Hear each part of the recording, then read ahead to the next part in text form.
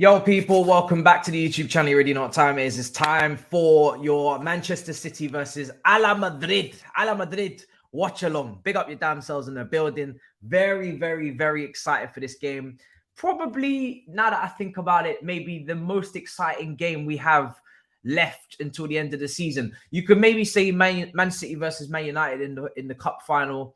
The FA Cup, the Champions League final will be exciting, but it feels like there's a big favorite, regardless of who wins this game. It feels like a big favorite going up against Inter Milan, but hopefully I'll be just as excited. But I feel like this is a massive one. This is a massive one, and I'm very excited for this one. So big up everybody in the chat.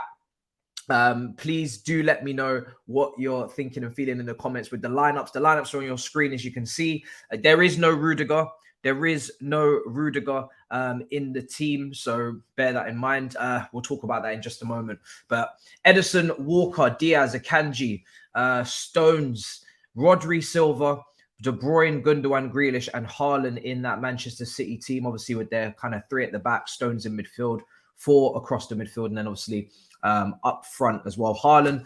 For Real Madrid, we have Courtois, Carvajal, Militao come back in for Rudiger, Alaba, Camavinga, Valverde, Kroos, Modric, Rodrigo, Benzema, and Vinicius Jr. Basically the same team that we saw at Santiago Bernabeu, apart from Rudiger, who had an incredible display. He was absolutely unbelievable against Hairline. We all saw the kind of tactics that he deployed, putting his head under his armpit basically, and stopping him from kind of turning and running and maneuvering in the normal fashion that he would. And for him to be taken out of this team is mad. I can't lie. It's a big move from Ancelotti. Now listen, Ancelotti's one of the GOATs, so you kind of have to take that into account. You have to trust him. He's like a Pep in some ways. You have to give them that one. You know what I mean? They're GOATs to the game. I'm sure there's a reason for it. However, for me, it's a shock. I'm definitely shocked that this is the case, because I thought Rudiger was exceptional against Hairline. Maybe Militao will play well, but I think that is a big thing to discuss in these lineups, is the fact that Hairline basically had no joy against that Real Madrid team in the first leg, to the point where I was actually kind of surprised that Alvarez didn't come on in the second half to give Rudiger something different to deal with in that capacity. But yeah, I think that's a big move. So Rudiger's aggression, his wanting to get touch tight to strikers and kind of deal with them in that manner, it worked in the first leg. So strange one from Carlo, I must say. And obviously Hairline, we'll see how he performs. And Benzema the same. Benzema was very very rusty in the first leg, very kind of just not himself, not the high level of Benzema that we expected. Maybe he's kind of falling away a little bit. He is of an age where you will start to see some sort of decline, maybe less influence on the team. Vinicius Jr. and Rodrigo are definitely kind of taking the mantle and taking responsibility. Vinicius Jr. was incredible in the first leg, arguably man of the match. Don't know how De Bruyne got it, to be honest, over Vinny, over Camavinga, over Rudiger. Don't really know how De Bruyne got man of the match. It was a great goal. Don't get me wrong. It was a great goal in the first leg that he scored, but I don't know how he walked away with man of the match. And Rodrigo as well. I've been singing his praises since last season when he's come off the bench, instant impact. So Benzema maybe leaving a little bit less responsibility in this team just to kind of play in that striker role, but we'll see if he steps up today as well. So predictions, and then I'm going to go through the comments. Let's get into this. Smash up the likes on the way in. Big up your damn selves as always. I did put out a video not so long ago on the whole Ivan Toney situation, the breaking news.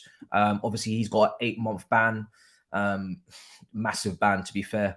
I know it was a lot of breaches. I think it was in the end 232 breaches, and 30 were kind of put to the side.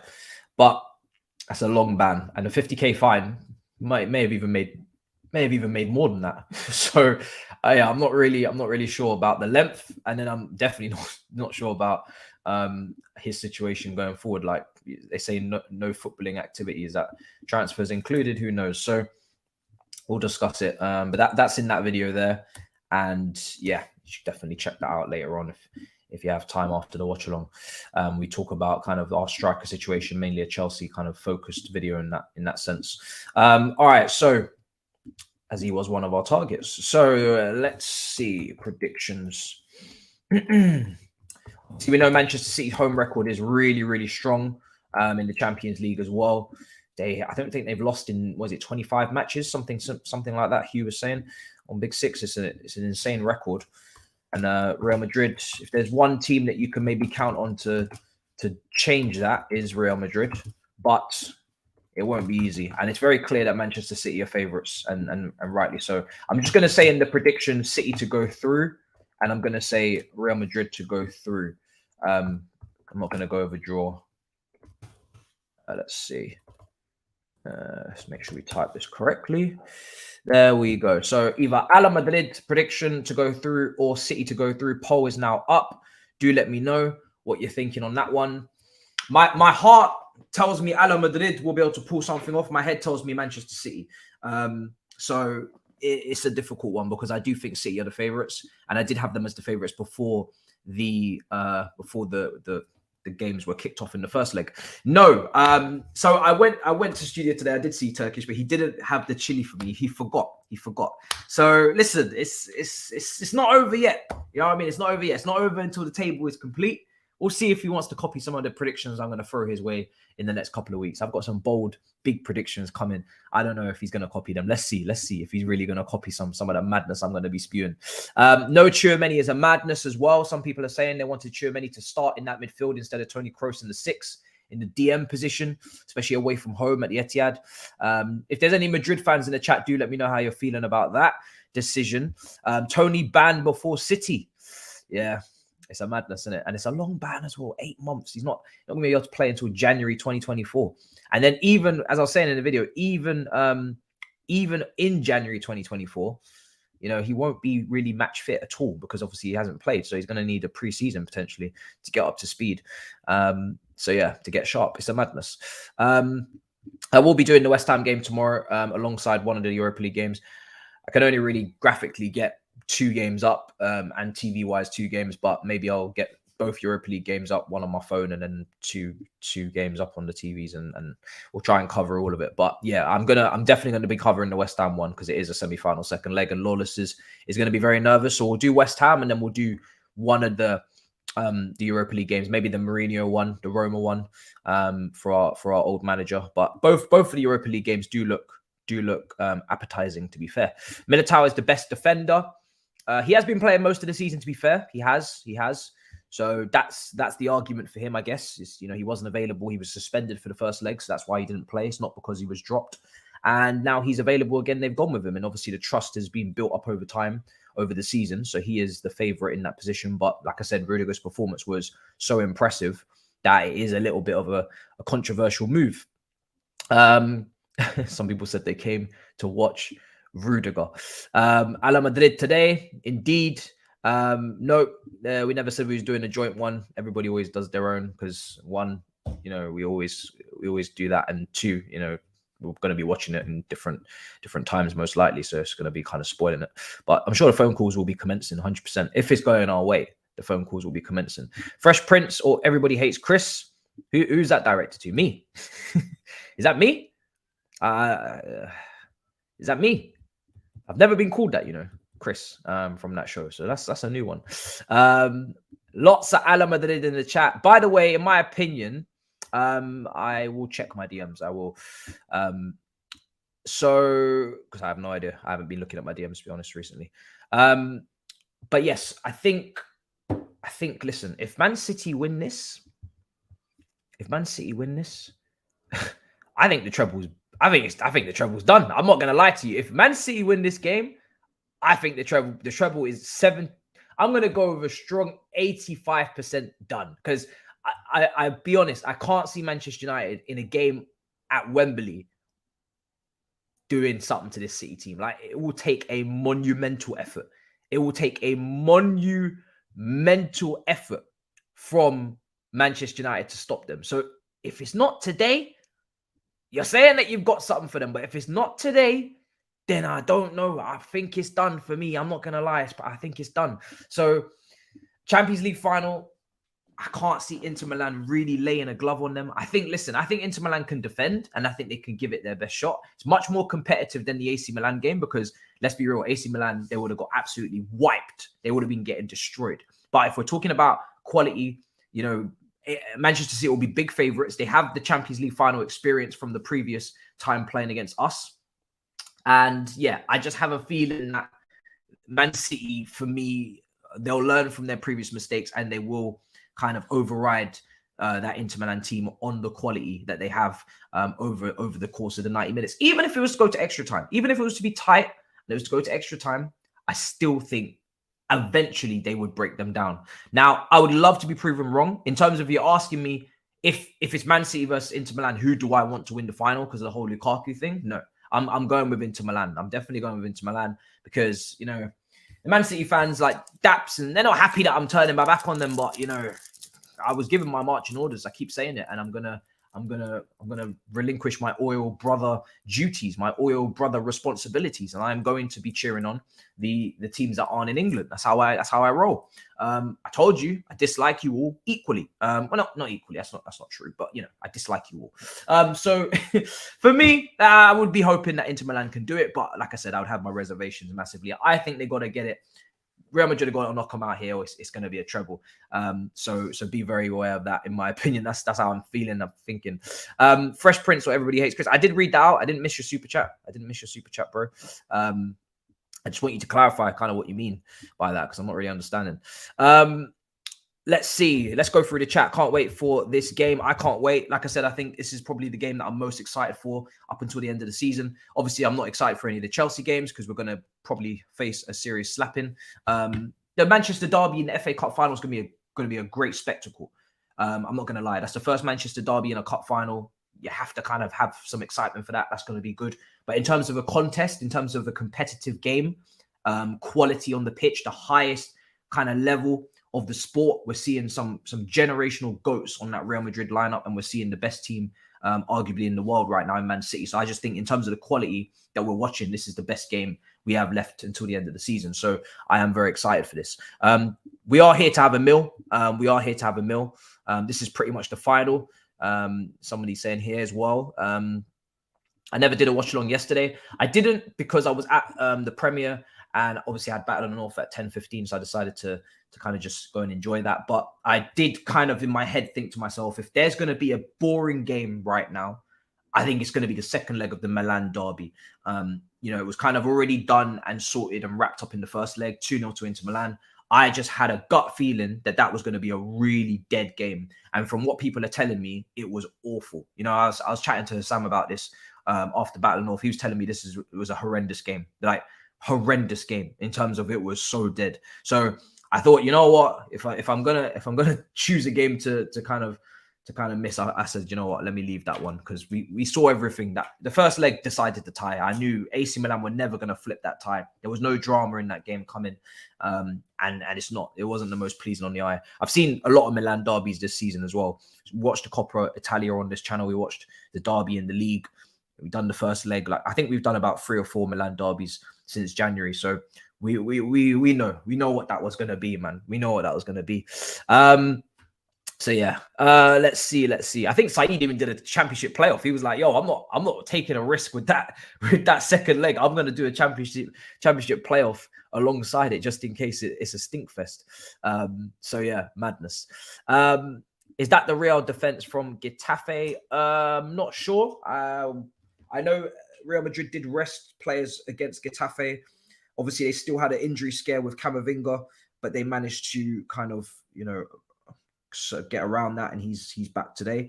So that's a relief, because I do think if Camavinga wasn't playing this game, I probably would have said, you know what, this is going left. The defense that played against Getafe was Vázquez at right back, Militao, Nacho Fernandez, and Mendy at left back. So no, very, very much changed defense, very much changed team. Tchouaméni started that game, so did Ceballos, so did Valverde in the front three. Asensio played false 9 and Hazard played left wing. So this is as changed as it gets. Completely different Real Madrid team to the team that played against Getafe. Yes, the 8-month why so long. If you want to hear my full thoughts on the Ivan Toney situation, I put out a video on the channel about an hour ago. And that is kind of like everything that I feel kind of wrapped up. And I'm not even telling you that I have a solution to the fact that our target is got an 8-month ban, and I really did want him. He's probably one of my first choice targets for the striker role, but all my thoughts are kind of there. So check that out. 2-1 City. Let's see, 3-1 Madrid. Big up in the chat. Appreciate. Does the summer count? It does count. Yes. So you could say 3 months where you got June, July, and then a little bit of August. Yeah, you could say 2.5 months there of the 8 will be over the summer. So yeah, it does count. But remember, no preseason, no training, so no football activities whatsoever. So that's him on the beach, or at least just in the gym until then. People say City will be a bigger club than United if City win the treble, but we'll say Chelsea are not bigger than Arsenal, even though Chelsea have won 2 Champions Leagues. Well, first of all, if City win the treble, they're not a bigger club than Man United. So let's just not even entertain that conversation. But this whole argument of City being irrelevant, and I was going to do a review on this game, and I will be doing reviews on big games next season for sure, regardless of if they're Chelsea or not. So that will be kind of being added to the channel after Watchalongs. I'll do a review. But see, I haven't 20 videos out now. I'm going to leave it. But in terms of this is one of the things I was going to talk about. City's relevance is a fun card to play, right? They're irrelevant. We don't care. And there's a hint of truth to the we don't care part, because what City fans don't agree with is the fact that, yes, of course, I don't want you to win the Champions League. I'm not happy for you that you're winning the league. But if I have to pick a team out of the top 6 to win these trophies, if it's you versus anybody else, if it's you versus Liverpool, I'm picking you. If it's you versus Arsenal, I'm picking you. If it's you versus Man United, I'm picking you. If it's you versus Tottenham, I'm picking you. Like, you are the team that people, apart from United fans, but everybody else kind of doesn't mind winning if we have to choose a team. So you're kind of like the least of our worries. And it's that's just the fact of the matter. You're not a rival to a lot of the clubs that are in this conversation here. And the hatred has been built up for the other clubs a lot longer than it has yourselves. But in terms of relevancy, if Man City win the treble, they're extremely relevant. Like, let's not kid ourselves. They are so relevant. Like, they couldn't be more relevant. They're doing something that is, it's very rarely been done, right? It's something that you wax lyrical about. It's something that you kind of put on a pedestal, and rightly so. If you do a treble, you are up there in conversations with the greatest team of the English game's history. And there's every reason to say the City team will be in that conversation. They will be in that conversation, and it's preference at that point if you're who you're picking and what you've seen and what you've watched and what you appreciate. But they're in the convo, so they're very relevant. They're very relevant. Let's be very clear. If they win the treble, they're relevant. And I hate to say it, but they're overstepping my team. I can't lie to you. Like, on trophies now, you're talking about a team that has won the Champions League, but has now done a treble and have more Premier Leagues than us. So that conversation becomes very uncomfortable for us, because let's be real, we did this first. We brought the money in. They come and took the money as well, and then Newcastle. So this is why I call them my little oil brother. But they've done it better than us. You know, they've dominated. That's something that we have failed to do at Chelsea. We failed to dominate. We failed to win 3 out of 4, 4 out of 5, 5 out of 6. Like, we failed to do that because we've always rested on our laurels, or we've, kind of messed up transfer windows. We haven't built structures for long term, or we sacked managers, whatever. We've had success, but we haven't actually dominated. So it's a difficult one. It's an uncomfortable conversation, let's be real, because everything that we hang on City is that they've never won the Champions League. They've never won the Champions League. Now, thankfully, we've got 2. Man United have got 3. And I was speaking to Flex today, and we're speaking about Champions League and how Man United only have 3 is kind of mad. Like, 3 is great, but the fact that you only have 3 is kind of mad. And you never know. If Man City get 1, there's nothing stopping them from going again and getting another. Like, and then they're very close to you on European, because, once you get the first, it's maybe a snowball effect, and it's kind of like you're over it now. You're over that hurdle. Now you might be able to get a couple of more. If you're talking about who's going to win more Champions Leagues in the next 5 years, Man United or Man City, you're definitely betting on Man City. So they could come close to your European heritage. And in your lifetime as Man United fans, they might eclipse and maybe better your European heritage. The fact that you only have 3 and one of them was penalty shootout against us that could have went either way.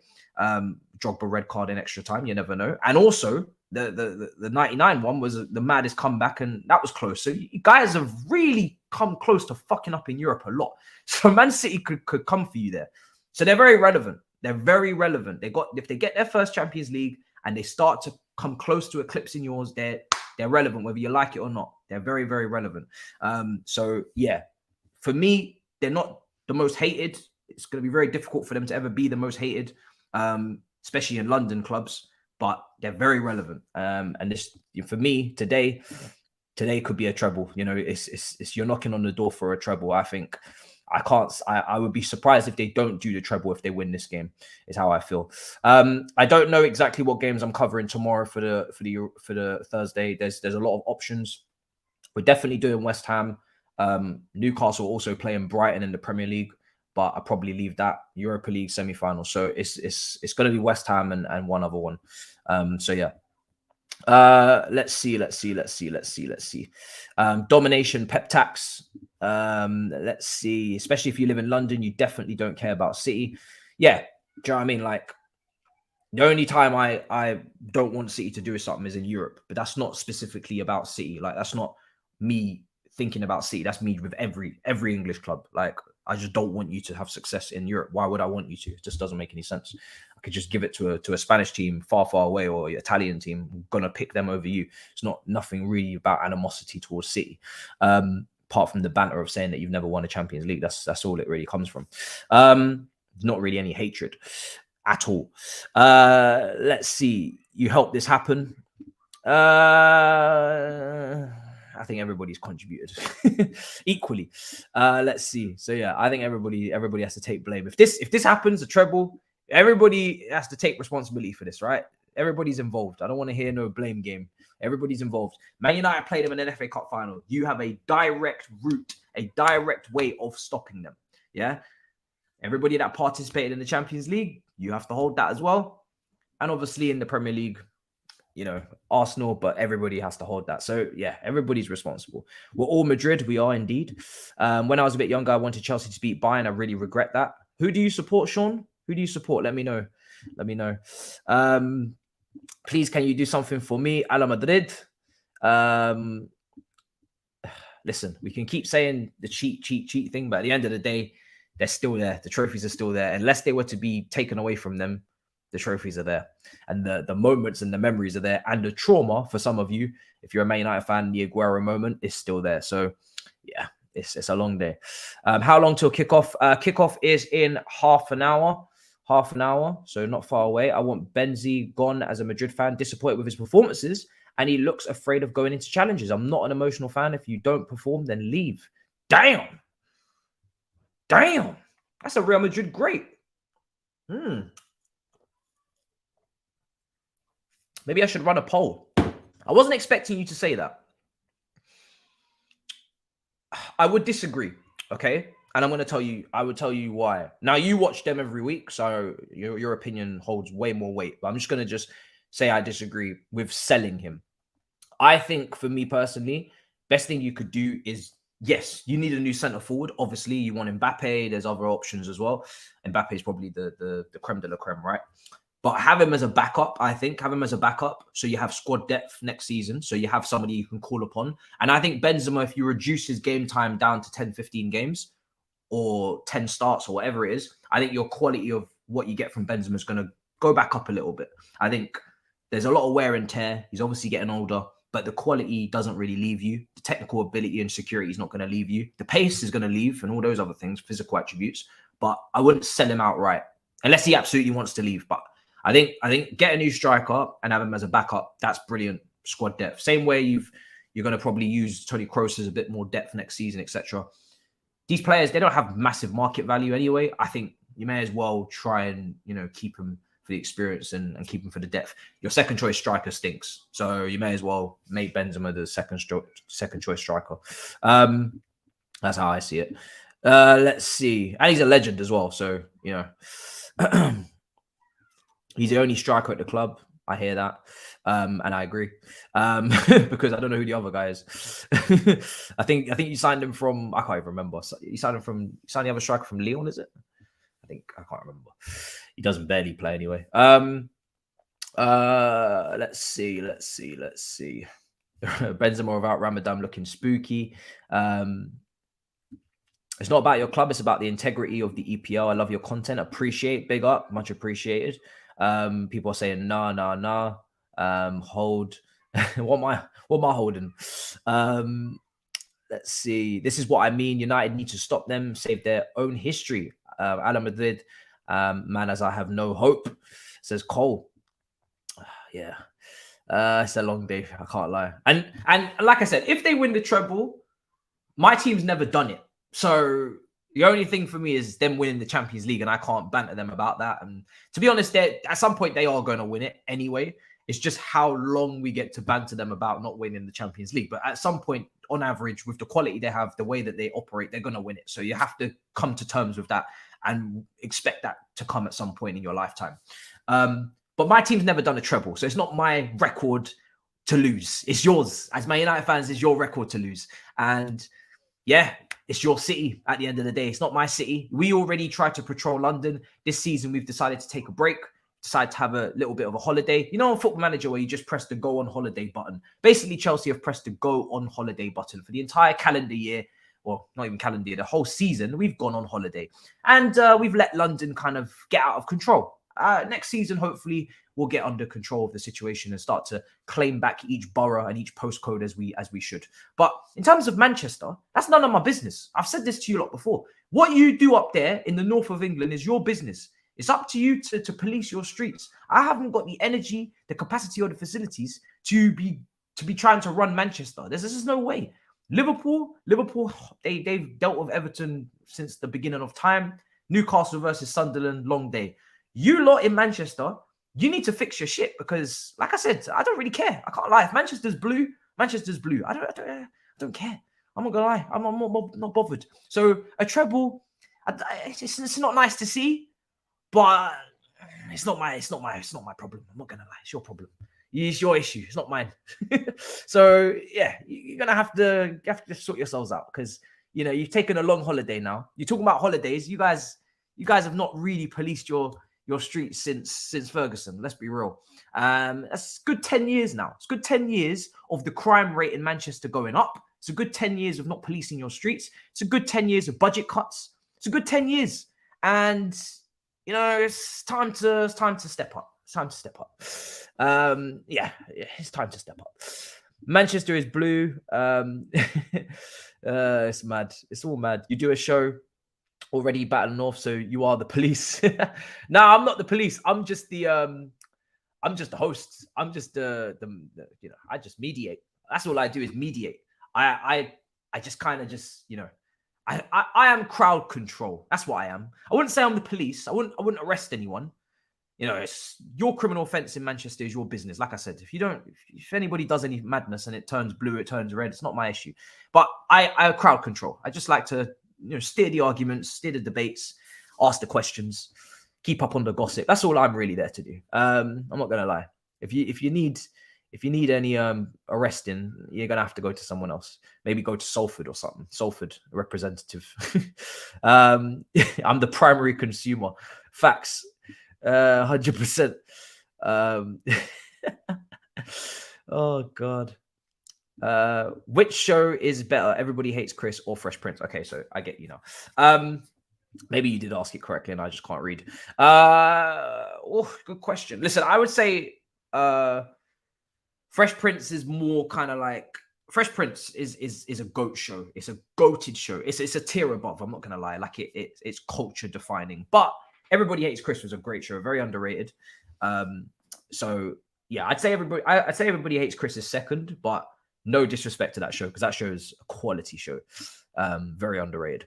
Big up, much appreciated. Big up. Yes, I did hear the GP is cancelled. I had a lot of recording issues today by recording a preview that was irrelevant 5 minutes after the announcement was made there. We clocked and we had to go again with breaking news. So not enjoyable, but yeah, no Grand Prix this weekend. I would not have been covering that anyway because Chelsea kick off at 4:30 against Man City on Sunday, but I would have been there for qualifying. So yeah, bit of a shame, but we move. Obviously, safety comes first. Flooding And yeah, emergency services need to be focusing on lives and not Grand Prix. So good decision from the FIA for once, I have to say. Let's see. Ancelotti's going to regret not starting Tchouaméni. A lot of people are not really too keen on the lineup, it seems. Tchouaméni's been mentioned. Rudiger's been mentioned. Obviously, the Manchester City lineup is pretty much predictable and exactly what we expect. So yeah, it's a long day, potentially, but you have to have faith in Ancelotti, isn't it? He knows what his plan is. We'll see if it works. This is going to be epic. Damn right it is, John. It's gonna be a great watch along. It's one of them games where it's guaranteed to be good because the stakes are so high and the quality of the teams are so high. It's going to be tactically fascinating to watch. It's going to be, individual brilliance, I'm sure, with Vinicius. You've got, De Bruyne. You've got all of these guys. Gundogan's in incredible form. Haaland and Benzema need to step up. So it's like, it can't not be great. And I don't even feel like I'm jinxing it. Like, it's one of those games that are just immediately a trailblazer. So I'm buzzing. I can't wait for this game. The hype is too high, you're saying? I don't think the hype can be too high for a Champions League semi-final between these two. I think the hype is justified for sure. But yeah, I want to see goals. But more important than goals, I want to see Real Madrid win because I do want Madrid to go through here. Like, that is a big objective of mine today. Why is Toni Kroos starting? A lot of people pointed out, obviously, him not really getting out to De Bruyne for the goal in terms of closing down. As a 6, he is susceptible to mobility issues and maybe not getting to those attacking midfielders as quickly as a Tchouaméni would, and also in a tackle, definitely weaker. So it is a question for Ancelotti as to play him away from home at the Etihad. But again, this is a very trusting lineup. This is a lineup that he trusts. It's a lineup that he played week in, week out. It's a lineup that he played against us in the last round. Like, this is his team. He plays Kroos. He plays Militao. Rudiger's on the bench. Tchouaméni's been on the bench for a while. And I think he was injured. So it's a lineup he trusts in.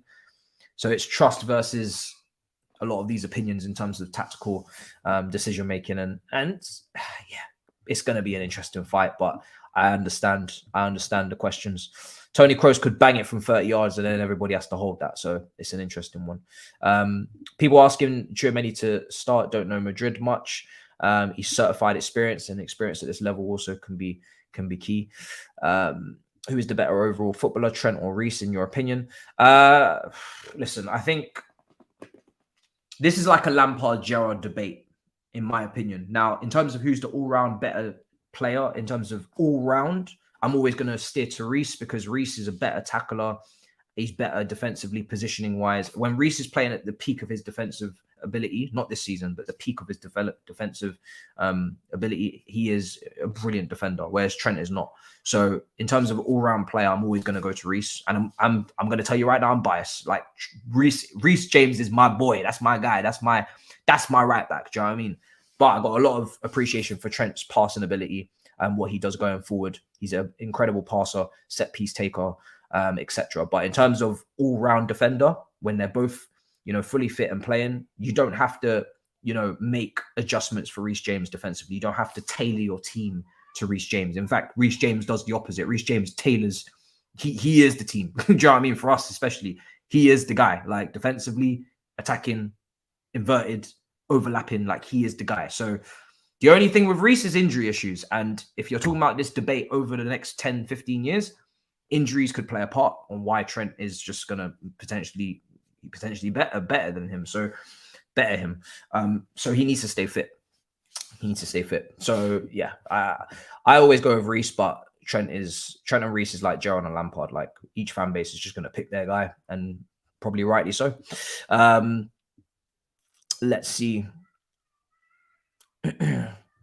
Yeah, I think Trent going forward, you have to give him his flowers. His passing is ridiculous.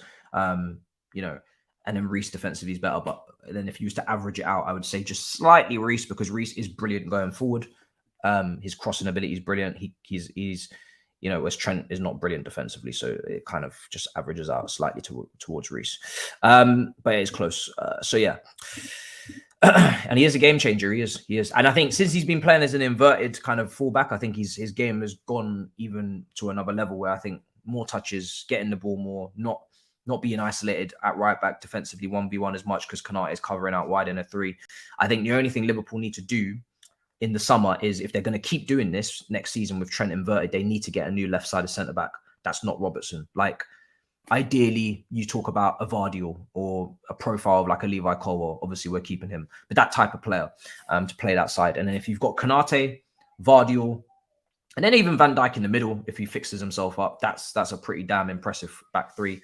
2 young players either side with pace, and then your kind of older statesman in the middle. So, you know, that's predicated if Van Dijk actually defends competently next season instead of how he's been doing this season. Let's see who the Skulls that's better than both of them. Man United fan, obviously. Let's see. What's being said? Actually, let me check the poll. 56% of you going with Madrid to go through. And obviously 44% of you going with City to go through. Obviously a lot of hope as well in that, not just expectation. I think everybody may agree that they are favourites, Manchester City. But like I said, we are here for Ala Madrid, and we are not quiet about that. We're very shameless about it. It's very true. And I have no regrets. Genuinely have no regrets, because I was kicked off the Oil Brother you know, kind of membership scheme, and fuck them. Let's see. Don't count out Inter. Yeah, I think it's important not to disrespect Inter, because they are a prestigious club. They have Champions League pedigree. They have won it before. And they have been very organized in this campaign, and they've done well. I think they'll be resilient, and they'll be what they are, which is a counter-attacking team that set up well, and they'll try and hit on the break and whatnot. Whoever gets to the final will dominate possession in this game against Inter. But I just think, like I said, as the clock runs down, whether it's tired legs or just, you know, I just think persistence will prevail, and the quality that these two teams will override that Inter Milan heart and spirit that they have. They got some killers up front. If Lukaku's still playing how he's playing, and Edin Dzeko scores the goal that I saw in the first leg and whatnot, then you give him a fighter's chance, though. But yeah, favourites are definitely one of these two. I don't know, man. I don't know. But yeah, we need him to leave. I'm not going to lie. We do need this man to go. The quicker he goes, the better. Because right now, it is a struggle. It is an absolute struggle. Pep is he's goated, man. And you know, the problem with him is that he doesn't seem to be bored yet. I'm waiting for him to get bored. I'm waiting for him to get to the point where he's no longer interested. But that day is still not. Doesn't seem near. If he wins the Champions League or he does the treble, will he then say, I've done everything, and in a year's time decide that he wants a new challenge? That's what we're banking on, because it feels like until he wins the Champions League, he's not going anywhere, because he needs to prove a point, right? That he can do it without Messi or whatever. So it's almost like we almost need them to do it so he can leave. If he decides that he loves this club, we're screwed. I can't lie to you. If he decides that he loves I'm sure he loves Man City, but I'm talking about deep Barcelona love, right? I'm talking about I'm not leaving love. If he decides that he has that type of love for them, we're screwed. Because this guy, if he doesn't go, it's not like their ownership are going to become complacent, because they've always, at the back end of seasons, spoke about, we're going again. I don't know who their spokesperson is, but he always does an interview with Sky Sports every season after they win a league, and they're like, yep, that was nice, but we're going to do it again next year. And I'm tired of it. I'm absolutely tired of it. Worst thing you can have is a team with money that have no complacency, structurally equipped and ready, and top to bottom know what they're doing. Good recruitment, goated manager, and great facilities. Like, what are we meant to do with that? Like, where's the chink in their armor? Like, what are we meant to do to take them down? Like, how do we stop that? And Liverpool fans, I know you've won a title in the Pep era, but I'm not trying to see one title to any random club within once every 5 years. You know, I think we need more than that. So if it's lawsuit or bust, isn't it? Yeah, it's lawsuit or bust. They are, and I've said it earlier. They are the better version of us. Like, as an older brother or as an older sibling, you know, because you know it might be a sister, but as an older sibling, we say, right, we laid down the groundwork, we did it first. You took a few things from us in terms of investing in the youth academy and you know, what actually valuing that and not just doing a Galactico situation. And you know, we laid down the foundations. We walk so you can run. We took all the heat about you know, being the ruiners of football, and then you come in, you take everything that we've done, but then you also better it and you know, learn from our mistakes. We do mistakes because we're the first one to do it, and then you guys capitalize off it. So, and then Newcastle up next, and Newcastle, funnily enough, have managed to get themselves from a relegation battle to top 4 in record time. You know, if we're the big brother and Man City are the middle child, then Newcastle, they're the favorite child and they're the youngest, and they have it on a platter, and they have all the information and data of what we did wrong, right, and how to best execute. And in terms of doing things in a snappy manner, they've managed to qualify for the top 4 if they do it this season quicker than Man City. Man City, in the first season of the takeover, I think they may have, you know, had a little battle with Tottenham, and then they lost out on that, Peter Crouch, and they was in the Europa League. And I don't know how many, I can't remember how many seasons it took, but they weren't coming from a relegation battle. Newcastle, in their first full season of ownership, gone straight into Champions League. Last season they were in the bottom 3. They finished mid-table, and then it's like they just never stopped playing. It's like Newcastle never stopped playing football. They went from relegation up the table to top 10. They took a little summer break, went on holidays, and they just kept going. And they're just now in the top 4. Give them a little bit more time, they would have had a title. So, yeah, man, the younger brothers are learning. They're learning quick. Ala Madrid. Ala Madrid. Let's see. We are 9 minutes away from kickoff. We're Android, they're iPhone. You know, I want clarification on this as well. Like, I did ask the question in my video: is he transferable? Like, can he be transferred in this ban? Does that count as a football activity, like a transfer? Does that count? And go through the statement again. I mean, I've already done a video on this, but yeah, I don't know. I don't know if it counts or no. Like, no journalist has really spoken on the transfer side of things. They're all just covering, obviously, the statement. And Ivan Toney has since made a statement as well, to kind of say his piece on the situation. So, yeah, I think he said he's disappointed with the length of the ban, and yeah, that's that. I don't know how it works either. Yeah, my prediction, if you're talking about my head, my prediction is it's a 2-1 City win. It's my head. My heart wants to say that Real Madrid are going to win this 2-1. So, yeah. This could even go to extra time. It could be one of those ones. Could go to extra time. Penalties. I'd take penalties. Right now, I'd take penalties. Like, for what I'm looking for in this game, I'd take penalties. Like, no problem. If you're telling me that this goes to a shootout and Real Madrid are in a penalty shootout with Man City, let's do it. 50-50. Spin the ball. Spin the wheel. Let's do it. Flip of a coin. He can't train. Yeah, he can't train. Yeah, he can't train. He can't train. So it's a sticky one still. And that's important that he can't train. If he could train, you know, that plays a huge part about him staying sharp and fitness and all these things. But he can't train. So it's a sticky one. I think, yeah, I don't know. I think it's likely that he doesn't even leave. I think it's likely he just stays there. And then January, people start bidding. I don't know. It's a tough one, man. Tony will appeal the ban and get it reduced to 4 months. He'll be ready to go in September, October. Where'd you get that information from?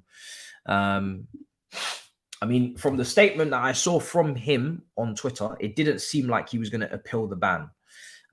It sounded like he kind of already accepted his fate. But then again, maybe he's just not going to mention that he's going to appeal the ban in a statement. He's just going to do it behind the scenes. So it's an interesting one. Let's see if I can find anything that backs that up.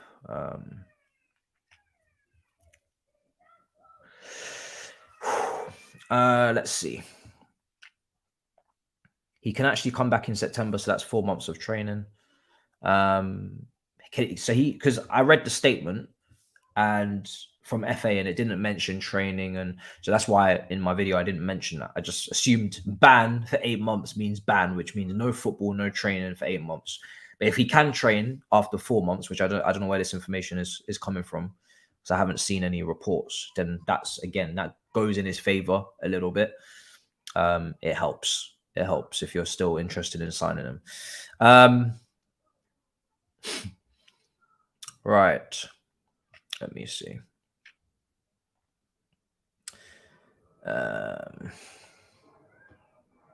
Right. So I can't see anything on it, guys.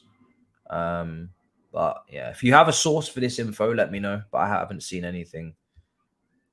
I haven't seen anything in terms of the ban being reduced or appealed. Sorry, appealed or training. So yeah. But if there is info, I'll let you know. I'm keeping my notifications on for Fabrizio. I'm sure he'll definitely report it if that's the case.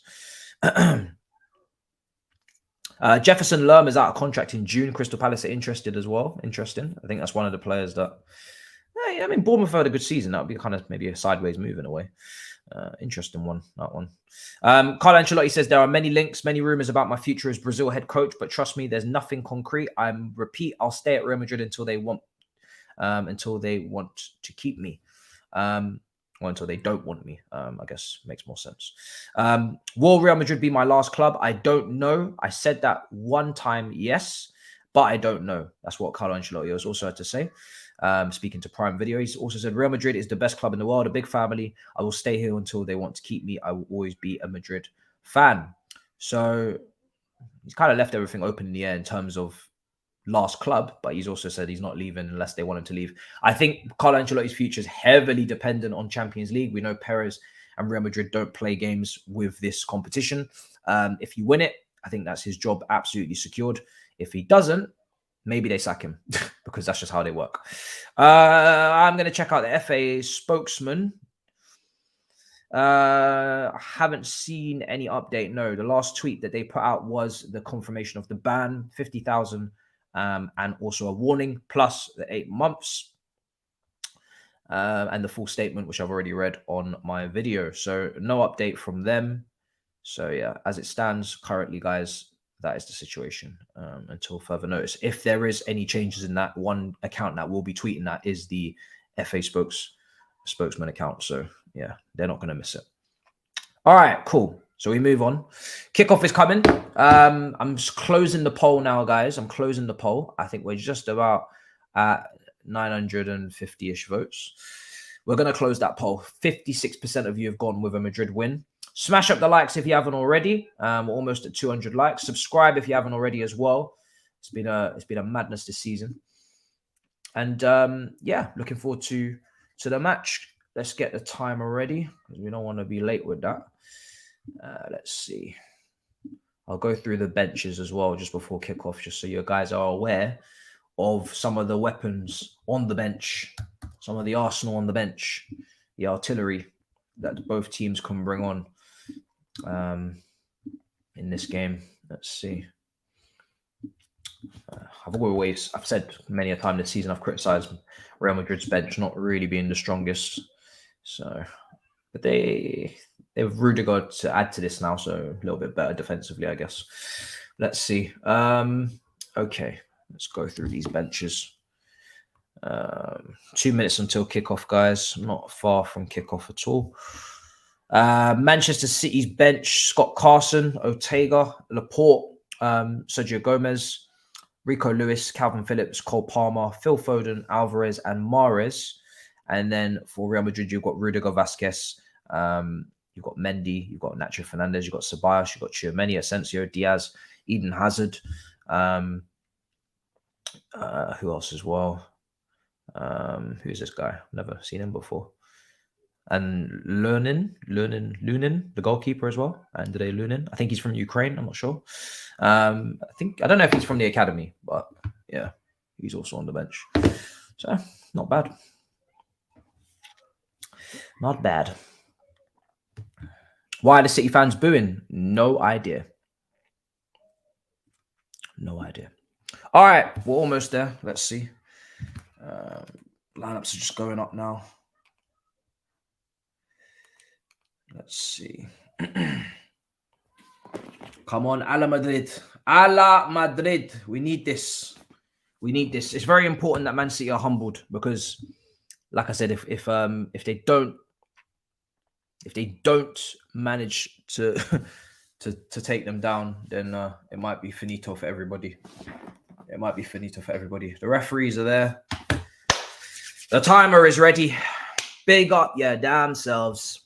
They always boo the anthem. What, the Champions League anthem? Why? UEFA.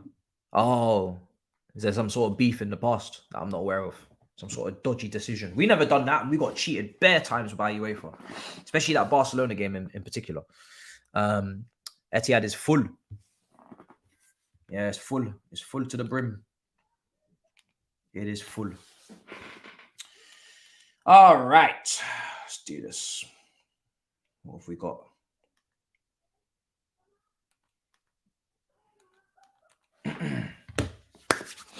A la Madrid. 3-2 Madrid from the investigation. Sorry. Of course. Yes, the UEFA charges. That makes sense. Yeah, well, then that makes sense why they're booing them then. Yeah, of course. That makes sense. All right. We're about to kick off. We are about to kick off. Smash up the likes just in case you haven't already. We are ready to rumble, man. This is a big game. This is a big game. You'll be tough to find a bigger game this season. Second leg, Champions League semi-final. Big teams. Premier League's basically done. Serie A's done. League title-wise for these teams. La Liga's done. France done. Germany, I think, still competitive, but yeah, seasons are coming to a close, man. There's not many title races going on, so this is the be-all and end-all. Come on. And we have kicked off. There we are. Manchester City against Real Madrid has kicked off. Big up everybody in the building. Let's do it. This is one of them times where you could take me to extra time. You could take me to penalties, and I'm here for it. I'm here for the drama. I'm here for goals. I'm here for entertainment, quality football, and hopefully a little bit of an upset for Man City. But, you know, these are the type of games you never get tired of watching as a fan of football. Like, yeah, and these are the type of games why I don't like the Super League idea of playing every single season, because, you know, you don't get these games every single year. So it makes them a lot more special when they're here. When they come around, you appreciate them a lot more. These type of fixtures. Let's see. Somewhere in that crowd, Big Steve is out there. Hugh is out there. Sweating buckets. Sweating through the bucket hat like crazy. It's mad. It's going to be a cagey one. Yeah, I'm expecting a very tactical game. You know, these are top managers. They got a massive amounts of respect for each other. Both of the teams have no reason to not respect each other in terms of the caliber of player on the pitch. So it will probably be a situation where they're kind of feeling each other out a little bit. There's no away goals. There's no advantage apart from home advantage for City. And to be honest, home advantage against Real Madrid is only a minuscule thing, because Real Madrid, they're not scared of any stadium. Their own stadium and their own set of supporters are more scary than anybody else's. Like, Real Madrid is the most pressurized club out there. So they're not going to be worried about anybody else's atmosphere. Even though the PSG ultras have tried to take inspiration, but yeah, they're crazy over there as well. Thank you for letting me know that you've won a Premier League during Pep era. This what? Oh, we. Oh, you mean we as in we? Oh, we have. You know what? We have. But why do we never mention that? Because we're not shameless. That's why. We actually have. Yeah. And we did it. You're right. I thought you was a Liverpool fan, but then I just deeped what you said. Right. We have done it. We have done it. And it was in his first ever season with Conte. But we're not shameless. You know, we don't see that as two Premier Leagues, so we just don't care. Like, we move on. It's been a long time since we won it. We want to win it again. We're demanding that we get back up there. We're not interested in who's the best bridesmaid and we got it one time out of a possible 6. Like, nah, bro. We need to come and sort this shit out. Do you know what I mean? But we did. You're right. So we should be with the Liverpool fans. We should. I'm gonna mention it shamelessly next time somebody says that. Like Liverpool fan says that, I'm going to mention it. But we want another one, man. Do you know what I mean? We need to go and get another one. We need to get back up there. Long shot from Kyle Walker over the bar. Yeah. Yeah, I do need to use that, but I'll use it if somebody prods. I'm not gonna like shamelessly parade it like it's some sort of incredible feat. One Premier League in the last 6 years for us is not. I'm not happy with that. I want more. So yeah, we'll talk tactics. I think someone said in there, talk tactics. Let's see who said that. I can't remember. It's up there somewhere. What's the tactics? Yeah, there you are. What's the tactics? So yeah, let's talk tactics. So Kyle Walker is obviously as your right side centre back. I'm not expecting him to overlap Bernardo Silva. Bernardo Silva and Grealish are your kind of ball retention touchline wingers in this system. Very, very hell-bent on keeping the ball, not losing it. They will take risks every now and then with their dribbling, but mainly it's to recycle and to keep stretching Madrid's defensive line. Now, you're not going to get any overlapping from Walker. This is a different position for him today. He's playing right side centre back. So it's all about Gundogan and De Bruyne making those inside runs inside the channels of the left and the right side, making those underlapping runs and stretching this back line, as you're seeing there, De Bruyne whipping in the cross caught by Courtois.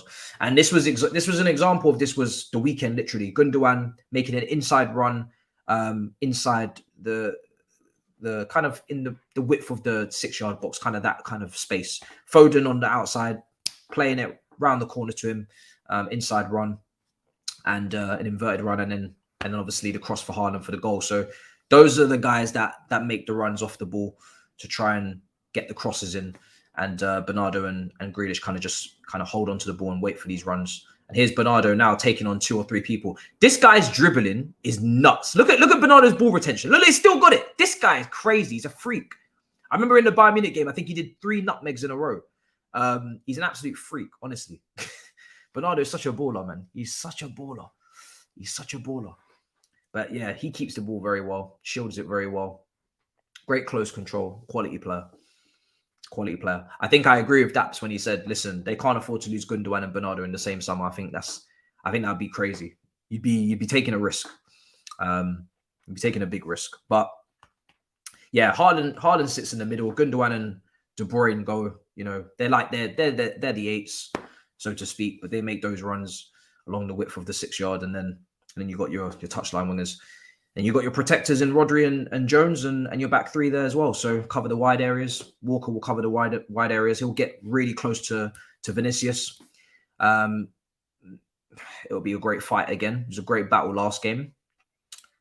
I think I incorrectly at the end of the first leg said that he got cooked, but he didn't really get cooked, to be fair. Here's Haaland. Oh, shit. We were close. Yo, Camavinga gets it, and now Real Madrid are back in possession. Modric just giving it away cheaply, and Bernardo Silva's on it now. Camavinga versus Bernardo will be a good battle because he was brilliant against him last week. But yeah, just wide from Rodri. Man City almost took the lead there. Haaland did go round, but he had to cut it back. angle was way too tight. Way too tight. That was close. That was close. Real Madrid need to wake up. Need to wake up. So, yeah. Walker will try and deal with Vinny again. They may even look to do that 3v3, you know, and Diaz will stay on Benzema and Akanji will go to Rodrigo. I think they'll trust those guys to kind of deal with that situation. Stones can tuck in, Rodri can tuck in, both of them. We saw Rodri play centre-back for Spain. So either of them are going to come back and help out as a fourth defender. So it's a good game we got here. And obviously Camavinga's playing left-back as per usual. I think he played there for France as well. And he's really good. He's really good out there, I'm not going to lie. He's defensively really got a lot better. So, but let's see how Militao does today and how Tchouaméni does. Sorry, how Toni Kroos does. Because those are the big grievances people have is they want to see Tchouaméni and they want to see Rudiger. So Militao versus Hairline is going to be interesting because Hairline loves to make those runs kind of across the defensive line where he's kind of coming onto his left foot. You know, he's clearly left-footed. He can, I'm sure he can hit it with his right occasionally, but he's very left-footed. And he's always going to try and set himself up for those angles where he can shoot on his left. So he'll make those kind of those runs across Alaba and into Militao. And then, as you saw, go around a goalkeeper, try and finish it with his left and cut it back across. So it's going to be interesting to see how they deal with that this time, those runs. He loves that run and he loves that finish.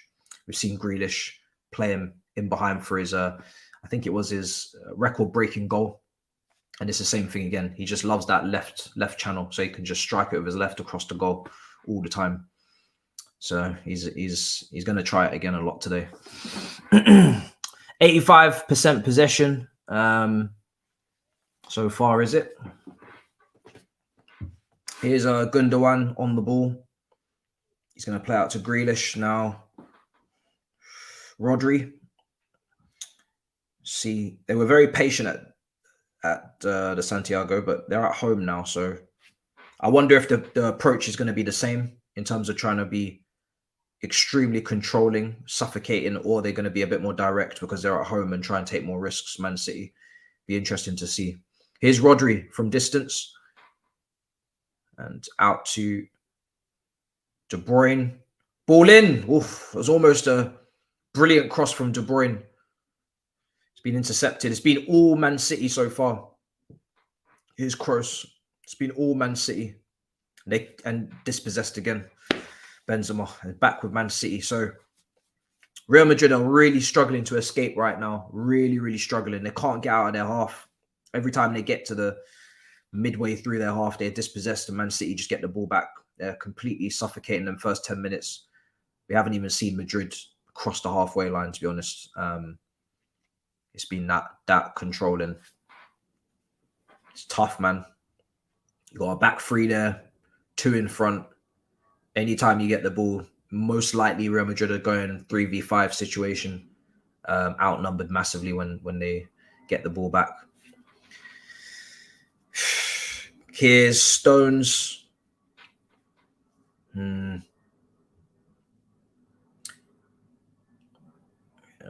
Grealish cutting in. Oh, he's done the reverse pass. That's what I'm talking about. He let them reverse passes into Gundogan. Jesus. So tight. And they still managed to pull it off. Here's Stones from distance. Wide. Yeah. These reverse passes round the corner is what they're looking for. And it was almost in there. They need to wake up, man. But do you know what? We do this every time. And this is why I need to speak on this. Every time we watch Real Madrid, even last season, especially last season, they always start games like this. And they started the first leg like this. Real Madrid always put you into this false sense of security. How many times do we watch a game? And this is where Real Madrid fans are going to be like, finally, thank you for mentioning this. Every time we watch Real Madrid, they start off slow. First 10, 15, 20. They start off slow. They're sluggish. They're giving the ball away. They look complacent. They look off it. They look like they're sleeping. And then they grow into the game and then they start to play their stuff. And it's what's happening again. So Man City really need to capitalize on this spell, because it's not going to be the way the whole game goes. And they have it's cleared. I think it's just been cleared. Fuck. I was just about to say they just capitalized, but it's just been cleared off the line. Oh my days. That is as close as you're going to come to scoring a goal. And oh my God. Is that an incredible save from Courtois, isn't it? Oh, or is it a clearance off the line? I need to see that again. That was outrageous. Oh my days. Grealish over the bar. It doesn't get much closer than that. Hairline is on the... He is right. He couldn't get closer to the goal if he tried. Grealish, lovely little clip in. Hairline. Oh, what a save. This goalkeeper, this is a shot stopper. This is a shot stopper. Wow. He's the Champions League Courtois right now.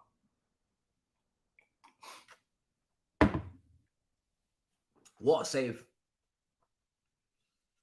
Like, as much as, he left us in a bad way, he is unreal. He is unreal. And he's been unreal the whole time.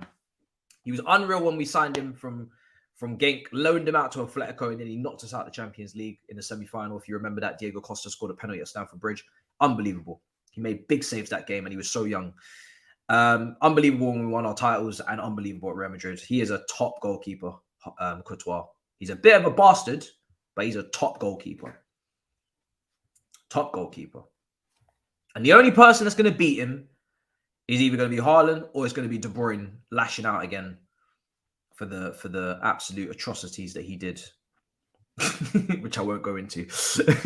But yeah, listen, he's a top goalkeeper. I remember last season his man of the match performance in the Champions League final against Liverpool. Outrageous performance. So good. So good. Here's Grealish with the corner right now. Grealish with the corner. Ball comes into the box. Punched away by Courtois. Grealish is going to take on Carvajal. Oh, good tackle from Vinicius, given away. They cannot get out. Ball in again. Overhit from Gundogan. Oh, Lord. City are on them. City are on them. And remember last year, City were on them. City for 80% of that tie were dominating Madrid the same way they're doing right now. It's the same game. Same game. Here's Camavinga. Plays it back to Courtois. He has shanked it out. Is that going to stay in? Just about stays in. Walker. Cleared again. Here's Rodri. Bernardo. Walker. Switches it into Akanji. Good tackle, Valverde. Oh, free kick. 13 passes. Is that all they've done? 13 passes? Jesus. Versus 124. That says everything. That says everything you need to know about how this game's going. Like, that says everything you need to know. You don't need any more information. If I was to tell you, right, if someone was to ask you, how's this game going? Manchester City have completed 124 passes and Real Madrid have completed 13 in 15 minutes. There's your answer. No more questions. Mad. That's ridiculous, man. That is actually ridiculous. How nuts is that? Honestly.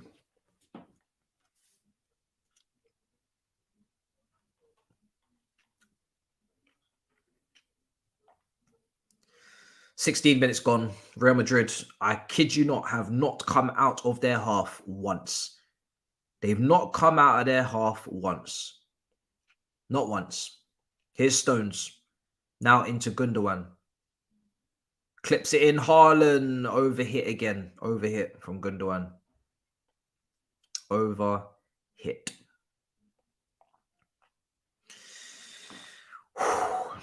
Wow. This is domination. 1 pass per minute. Can you imagine? 60 seconds go by, you've completed one pass. Do you know how easy it is to complete some passes? You know how easy it is? Like Real Madrid right now, in this phase of play I'm watching, when that stat was released, they just completed one fifth of their entire pass completion with those 3 passes there, basically. It's mad. It's mad. Just completing passes is really easy. I don't remember Real Madrid being this bad last season. They were dominated for most of the time, man. They were dominated. I can't lie. They were dominated for a lot of the ties. PSG first leg, I think they were battered actually, from what I remember. So this is not new. Wide free kick right now for Manchester City. De Bruyne's going to whip it in. Just wide of the post. Just wide of the post.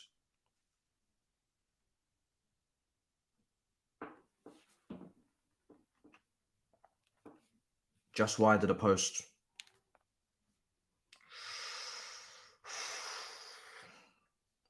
Man City pressing Real Madrid really well. Really well. Then build up is difficult right now. We're talking about top technicians in Kroos, Modric. Just cannot get the build up started for Madrid in this game. Modric had to backheel it out for a throw-in. Like, we're talking about some of the best technicians in midfield, in history of midfield, in Modric and Toni Kroos, and they just can't get this Madrid team to get on the ball and have possession. Like the Man City press is that insufferable. Every time they get it, they lose it. Every single time. And they have controllers in midfield.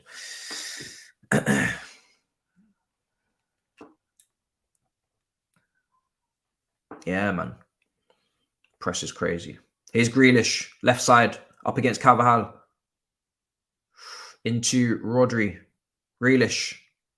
Rodri. It's a mismatch. Carvajal versus Grealish is a mismatch. I can't lie. It's a big mismatch.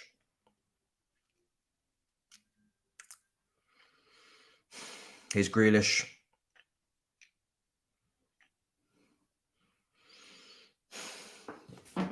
Mad. 20 minutes gone. They will not see this football. Here's Stones. Walker. Here's De Bruyne. De Bruyne right side. Good tackle in the end from Modric. Really good tackle. Really good tackle. 20 minutes in. Out for a corner. Really good tackle.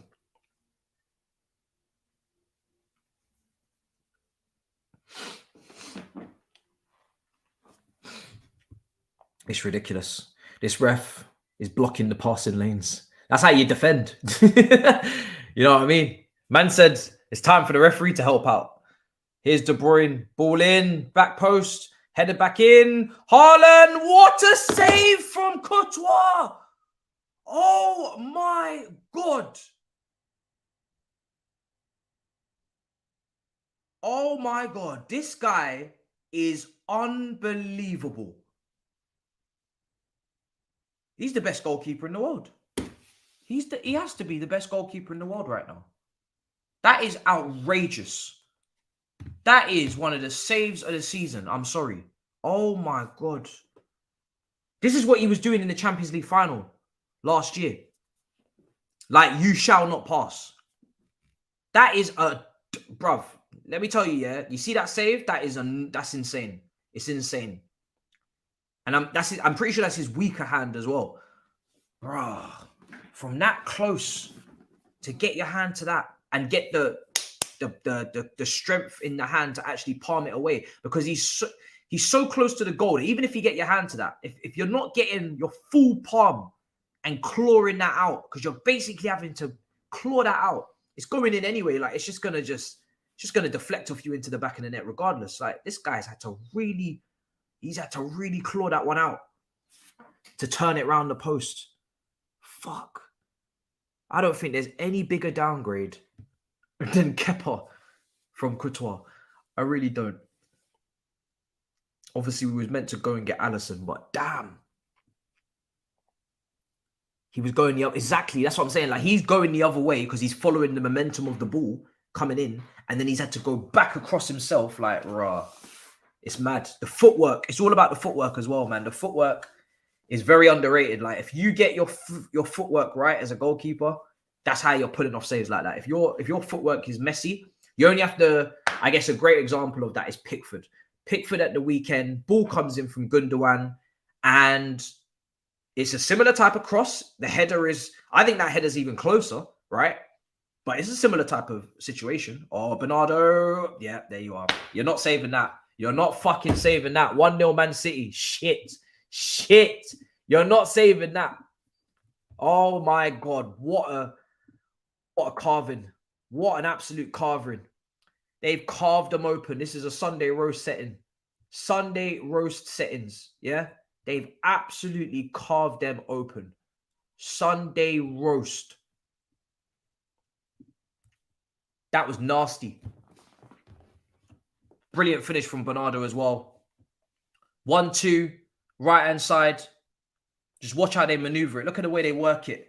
They just keep going. Then bang, gap. And you can only play that pass within that width. Look at the precision on the pass from De Bruyne. It's perfect. Perfectly weighted in between Modric and Kroos. People are going to be like, where's Tchouaméni?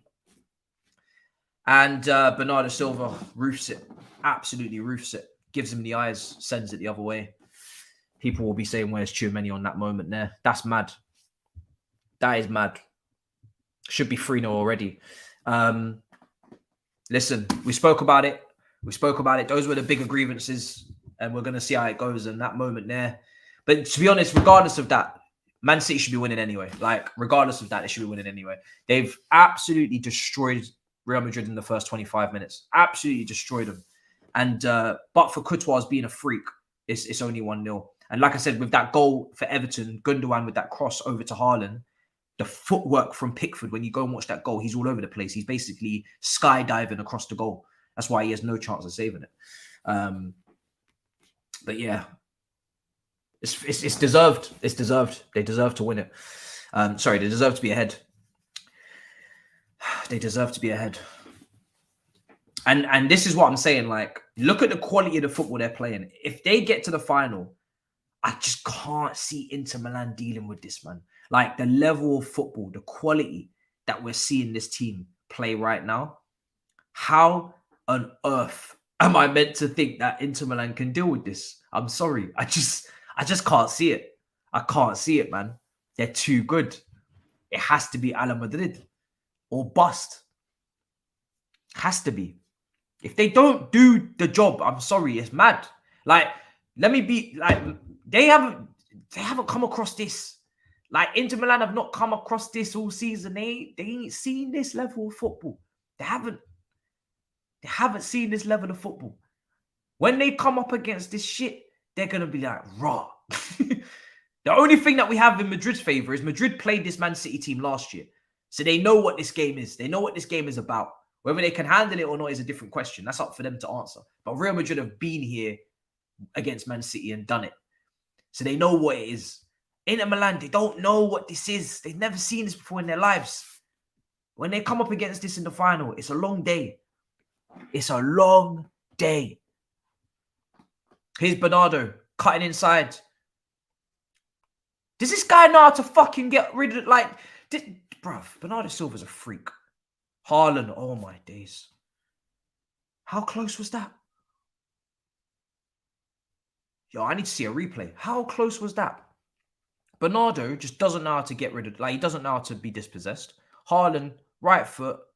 I think it's a fair enough bit wide. Bernardo's a freak. You see Man City's leftovers?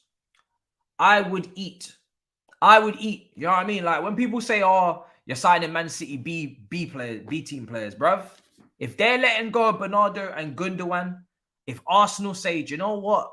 We want revenge for Bakary Sagna, for Carlo Torre, for Nasri, for Adebayor. We want revenge for Gael Clichy. Yeah? If Arsenal are in there revenge bag, and they're just like, right, we'll take Zinchenko, and then we're going to go and take Jesus, and then we want Gundogan, who they got linked with today, and then, you know what, fuck it, we get Bernardo Silva. You can't blame them. You can't blame them. You can't. I'll take Man City's leftovers, no problem. I'm hungry, bruv. Please. No problem. And these are some of the best of the leftovers. Like, Zinchenko and Jesus was the starter. You know what I mean? That was a couple of garlic breadcrumbs. This is the steak. You take Bernardo Silva and Gundogan, whew, you're getting some serious steak. You're getting some serious steak. This is the next level of leftovers. This is like the final boss of leftovers. This is nuts. These two players are too good.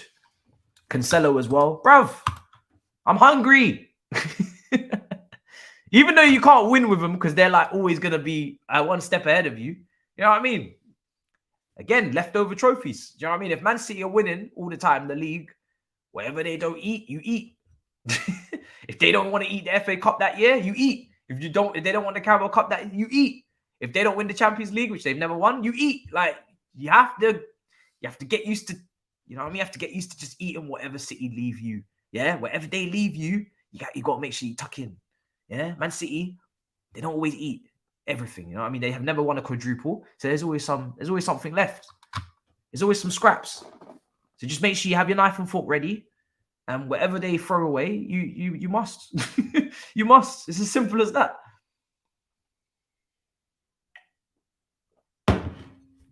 You know what I mean?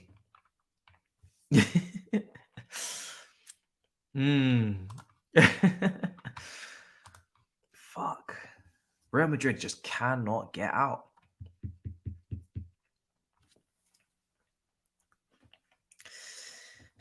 Where does this rank for you guys in terms of the best team we've ever seen in England, right? If they were to do the treble with the way that they're doing it right now, like, where does this rank?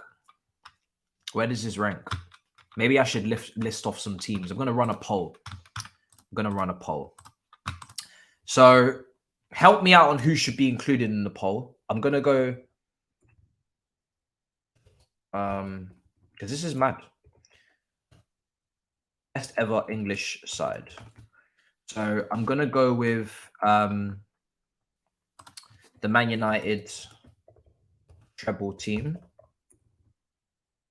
Saw Gary Neville's combined 11 with on this one. Man City. I'm going to go Man City treble team. I know they haven't done it, but I'm going to put asterisks next to it. So just know this is the assumption that they do a treble. Just to assume, for argument's sake, for the poll, if they were to do the treble, that is the option I'm given. Who else? 2008 United. Okay, no problem. Listen, that team was ridiculous. So we ain't gonna disagree because we lost to that team in the Champions League final. 100 points, Chelsea. I don't think we hit 100. Did we hit 100? We didn't hit 100 points. I don't think we've ever hit 100 points. Have we? When did we hit? Did we hit 100 points? I got one more slot open. Jose Mourinho, Chelsea 04-05. Yeah, that defensive record was nuts. 04-05. That was wild. You can say no, they want Liverpool 2021. 95 is our cap. Yeah, I'm just kind of going with those. I don't want to go with those 90s because a lot of the people in the chat haven't seen, so it will kind of skew the vote. Invincibles people want. I ain't got much space left. Arsenal or Liverpool, so not the Chelsea team. Okay. All right, let's do the Invincibles because they did do something that no one's ever done. So let's just throw them in there.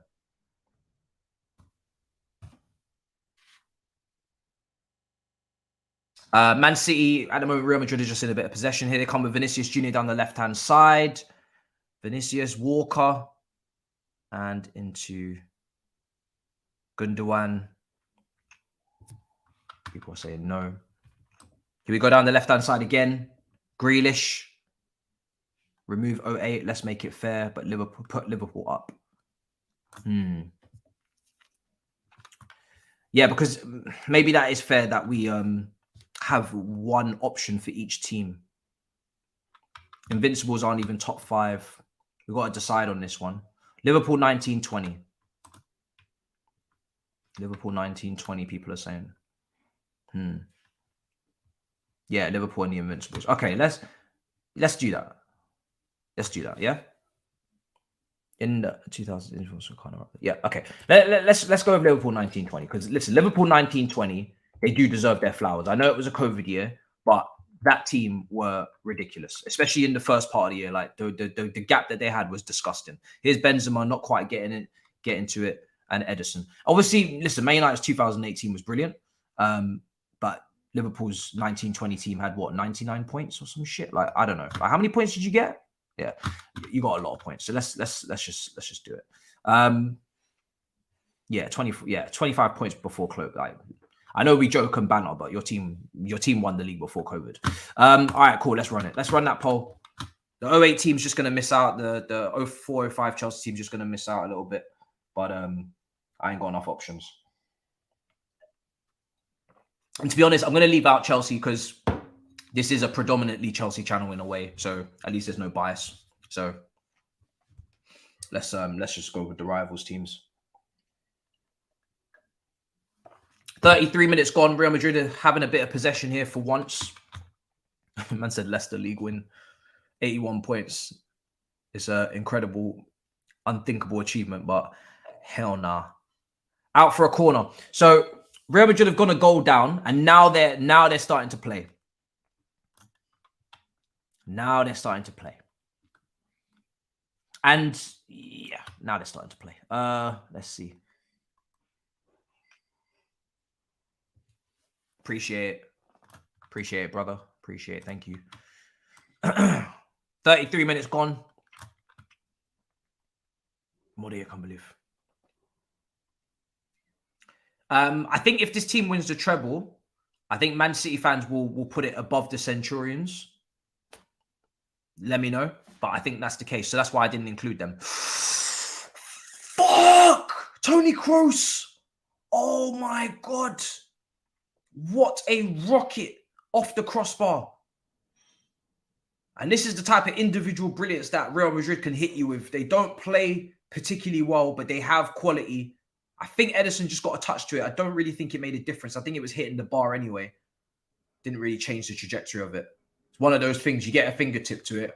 It kind of just hits your hand, but the shot was so powerful. I think the ball just went through his hand. It was that powerful. Nearly took his fingers off. That was close. Real Madrid were almost right back in this game just due to one of the lowest XG opportunities you'll ever see in your life. Like, that's all it is. That's all it takes. It's just one moment from one of their top players and they're back in the game. And Man City will know that better than anyone after what happened last year. So I think the key for Man City is the second goal because, you know, they've not really been able to, they haven't been able to do that in this tie. That was close. Man said, my bad, I forgot your game. Man said, my bad. Yo, that shot was wild. That shot was wild. It was mad.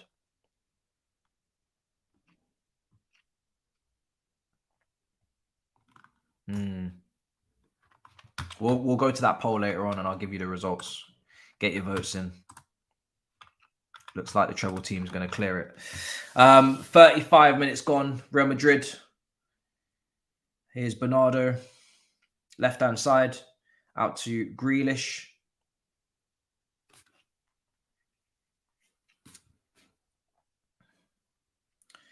Grealish, left-hand side. Oh, Gundogan. Oh, what a blow. Fuck me. Oh, my God. Oh, my God. Bernardo's got a second. Oh, my God. Oh, my God. Bernardo has decided today is the day he's going to do a madness. This guy is on a hat-trick. He's doing a Gundogan. Oh, my God. Yeah, it might be raps, guys. It might be raps, guys. They've learned. They might have learned from last year, you know. I can't lie. And we don't even have peak Benzema to bail us out. We don't even have peak fucking Benzema to bail us out this time. Shit. Because you know Benzema last year was on some Ballon d'Or brazy shit. In every single knockout round, he was just inevitable. Oh, free header. And do you know what it is about Man City, yeah? They're so fucking annoying. They just don't stop. They just don't stop. They just keep going and going and going and going and going. It's just wave after wave after wave after wave. And it's just inevitable that they're going to breach your defense unless you do some sort of Maldini Nesta masterclass. You're finished. Like, there's no second guessing themselves now. You know, previous campaigns, you could say in moments they fumbled the bag because of maybe Pep wanted to overthink and tinker. He hasn't done that today. Very predictable lineup. You know, maybe the players not having the confidence. Now it's like they've learned from their final defeat. They've learned from their mishaps, and they're just this season they're just not playing around in this back end. They're not playing about.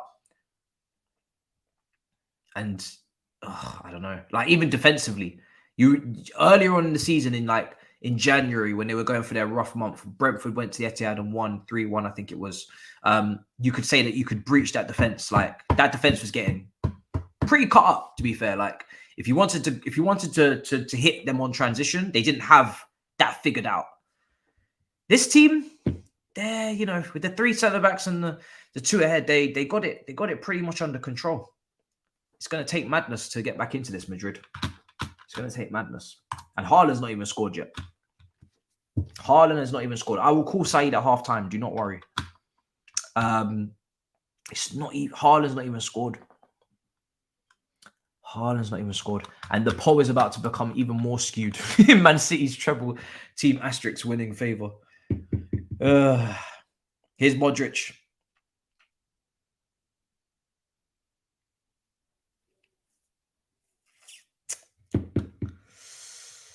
Hey, listen, I'm all right. Like I said, I wanted Madrid to win, but if they don't, they don't. You know what I mean? Like, it's my Man United friends that I feel for. They're really gonna hold that.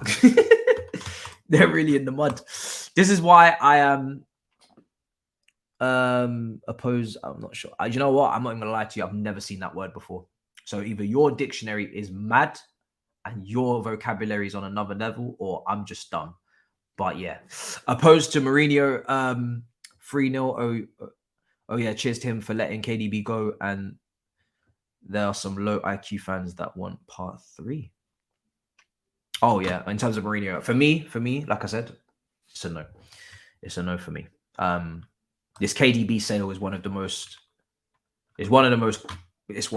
sales of all time. I mean, look what this guy's gone and done, and the talent was clear.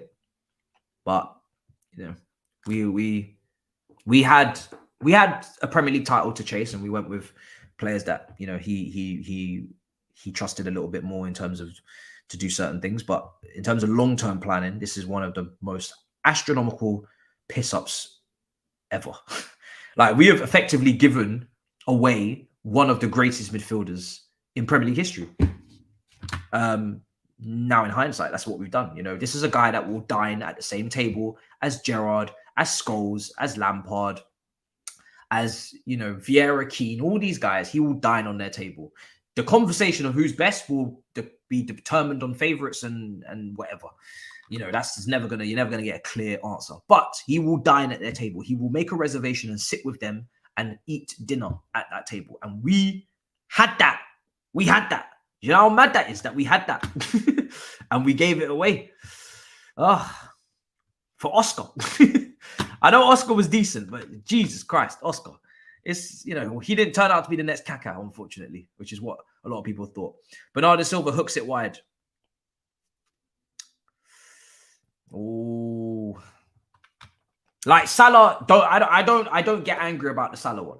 I really don't. I've always said this. I'm not angry about Lukaku, obviously, and I'm not angry about Salah, because when Salah was playing for us and he did get chances, sometimes he would have an absolute stinkfest. I remember he got an opportunity away from him to Shrewsbury in the cup, and he smashed a shot out for a throw-in. And I thought, this guy, I'm not sure about this one. You know, he was still pretty raw, and I think a lot of his development did really, you know, elevate in Italy for Roma and Fiorentina. Like, I did see serious progression that was just not at Chelsea. But De Bruyne did show quality. He did show quality when he got his chances, particularly first game of the season. You know, the assist for Oscar. Like, he showed that he had something there in his bag.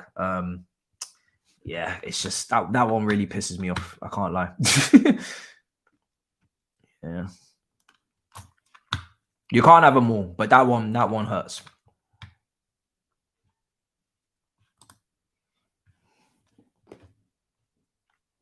I don't think Mason Mount will become one of the best midfielders the Premier League's ever seen. So it won't be of that level. Do I think he'll go to Liverpool if he goes there and do very well? Yes, I do. But it won't be of De Bruyne level. He's just not De Bruyne. Like De Bruyne was De Bruyne from a very young age. Like it wasn't something that came out of nowhere. This guy was always on a madness, to be fair. Go and watch him at Wolfsburg. Outrageous player. 42 minutes gone. Stones. Here's a Kanji. They might get a third. Hairline. This might be a third, coming soon. To cinemas near you. They're destroying them. If they get a third goal, it's done. Like, they are absolutely wiping the floor with this Madrid team right now. Here's Gundogan. Here's Bernardo Silva. Do you remember what Hussam said with the eggs on Battle of the North, if he was there for the show? He said, according to the eggs that were cracked, Inter Milan's going to beat Man City in the final. So rest assured, the eggs have this under control. Juju Pep has ruined football. Use your Juju now. Juju man Pep. Yeah, I prefer Inter Milan to do it against City. I like an upset. I like an underdog, but I don't think they have a chance. This is on Carlo. Where is Rudy? Says Kingsley. Well, this will be Carlo's final season at Madrid. Maybe. Miguel says, this is why I am... Sorry, I've already read that one up. And that one as well. Big up for the super chats, guys. Appreciate it. I'm not supporting Lukaku. I'm supporting Inter Milan. Let's make that clear. Here's Bernardo Silva. Cutting inside. But yes, in a weird way, yes, I am asking for Lukaku to dunk on City. And maybe if he does, they might be able to afford him. So could be killing two birds with one stone. At that point, you're in the final. You're up against City. You may as well dunk on them. You know what I mean? And then that means if they can afford you and take you permanently, then I'm definitely taking that. So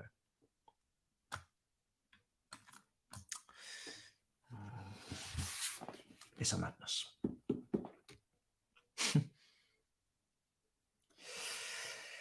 $44 minutes gone. We're almost at half time. Here's Rodri.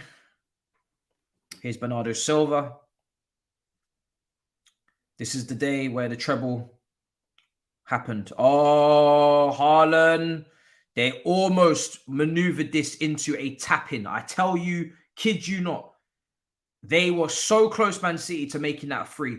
That was borderline a tap-in, but just didn't quite fall for Gundogan. And then Hairline as well had to backpedal. Yeah, man. They are on the cusp of a third. And Pep is absolutely loving this. He's loving this. He's getting the City crowd up. He is going berserk on that touchline because he knows his team are on fire. Like, City are putting in one of the best Champions League semi-final performances. Like, they are putting in one of the best Champions League performances I've seen because it's just that dominant and it's the level of opposition they're doing it against as well. It's just a clean sweep. Halftime, you will not find, and you can try, but actually, to be fair, Barcelona was also like this. But this is what we're dealing with, right? We're dealing with like Pep's Barcelona in this kind of situation. Like, it's that dominant in terms of control. Not talking about in terms of ability, because obviously Messi was in that team, but in terms of control, this is Barcelona under Pep type of dominance today. It's just insufferable. It's just insufferable. Like, it's one-way traffic. There is no other way. Like, there is no other lane. There is no other way of going. There is just one-way traffic. Like, there is no other way. This is all Manchester City. Real Madrid have not had a sniff. Apart from one long shot that hit the crossbar, they've not had a single sniff. Not a single sniff. Not a single sniff. It's so dominant. It's disgusting how dominant it is. I'm going to go through the statistics just to tell you how disgusting this is. Because it's not a, this is mad.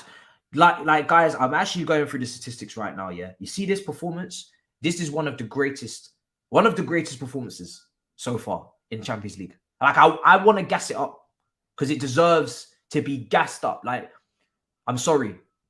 They have to get their credit right now. When I read out these statistics, you're going to understand the foolishness.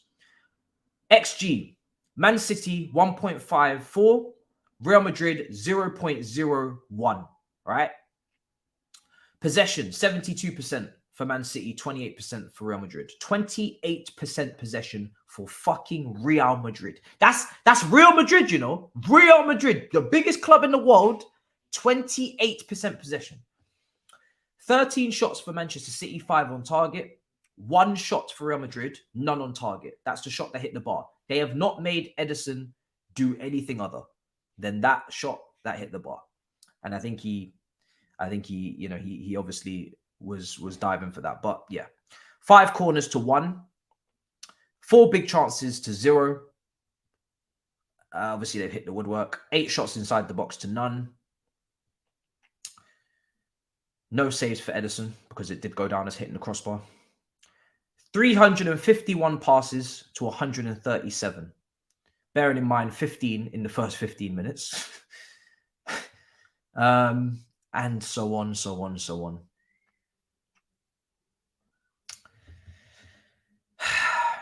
They're battering them on duels 1, aerial, duel, everything. Yeah, bro, it's long. It's long. They've spent 49%. They've spent 49% of the time. They spent half the time in Real Madrid's defensive third. They've spent half the time, Manchester City, in Real Madrid's defensive third. In the final third, they've spent 49% of the time. 38% of the time in the middle, which is their centre-backs passing it on the halfway line. 13% in their own defensive third. Blah, blah, blah, blah. How can you spend 50% of the time on the edge of the opponent's box? Like, what is that? What is that? 50%, 49, right? Let's round it up. How do you spend that long on the edge of somebody's box? Like, what kind of insufferable nonsense is that? Like, what kind of criminal activity is that? 50% of the time, they are in and around Real Madrid's box in the final third. Like, what? Do you know how insane that is? Like, that's not normal, you know. That's actually disgusting. That is criminal. That is bullying.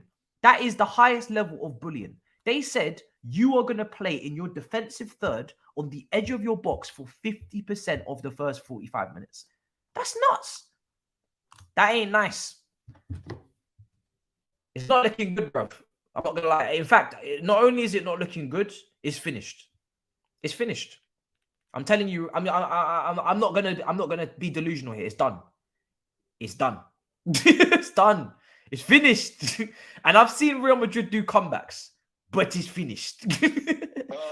It's finished. It's finished, brother. Shambles, man. I've just gone through the statistics, bro. This is one of the most dominant Champions League performances of all time. Like, it's right up there. It's right up there with Barcelona under Pep against United and all. Like, it is. Have you seen the statistics? Have you seen the statistics? Have you seen the statistics? Yeah, 80% possession. Bro, they made 15 passes, Real Madrid, in the first 15 minutes. 1 pass per minute. Do you know how mad that is? And that was Courtois lumping it every single time. Yeah, yeah. They should be 3. They could be 4-0 up. Courtois made 2 world-class, like, save of the seasons. Like, oh. Bro, they have been absolutely dominated. But you see that Toni Kroos, he's played against them, man. He nearly scored, but yeah. It's looking. I know, but come on. It's looking like Tchouaméni needed to start. Tchouaméni. No, I would have just. You know what? Okay, Camavinga plays well at left back, but at least, you know, Tchouaméni's in there at least. But he's not been playing well apparently. Yeah, that's why. As much as I would, the only one that I was really like, whoa, that was a bit mad, was Rudiger, because Rudiger was unbelievable last week. Like, he was unbelievable against Haaland. So, but the issue is not Haaland, because Haaland's not scored. it's everything around him. Bloody Grealish. It's John Stones in the midfield picking the ball. Bernardo on that right side. Bernardo. They're everywhere. They're taking turns. Bro, they're everywhere, bro. Yeah, bro, they're taking turns, bro. Bro, they're literally, what a team, man. You've got to give it to them. I know. Yeah, you have to. Banter aside, like, they're going to get their flowers. I can't lie. And the Big Six is just going to be everybody waxing lyrical, because this is one of the best performances ever in the Champions League. 325 passes. It's nasty, bro. It's nasty. This is painful to watch. To do it against the biggest club in the world as well, it's just nasty, bro. It's nasty. I've got to watch this in about a couple of weeks. Yeah, bro. I'm not going to lie. I said it. If they win this, and they will, it's treble. It's just done. It's done. Inter Milan are not handling this, and you lot are not handling this. I'm sorry, it's done. Oh, my life. Oh, my life. Oh, my God. Wow. Benzema's just there. You know when you're just there? Yeah, he's just existing. He's just existing. Bro, he's just existing. You see the way that they're playing?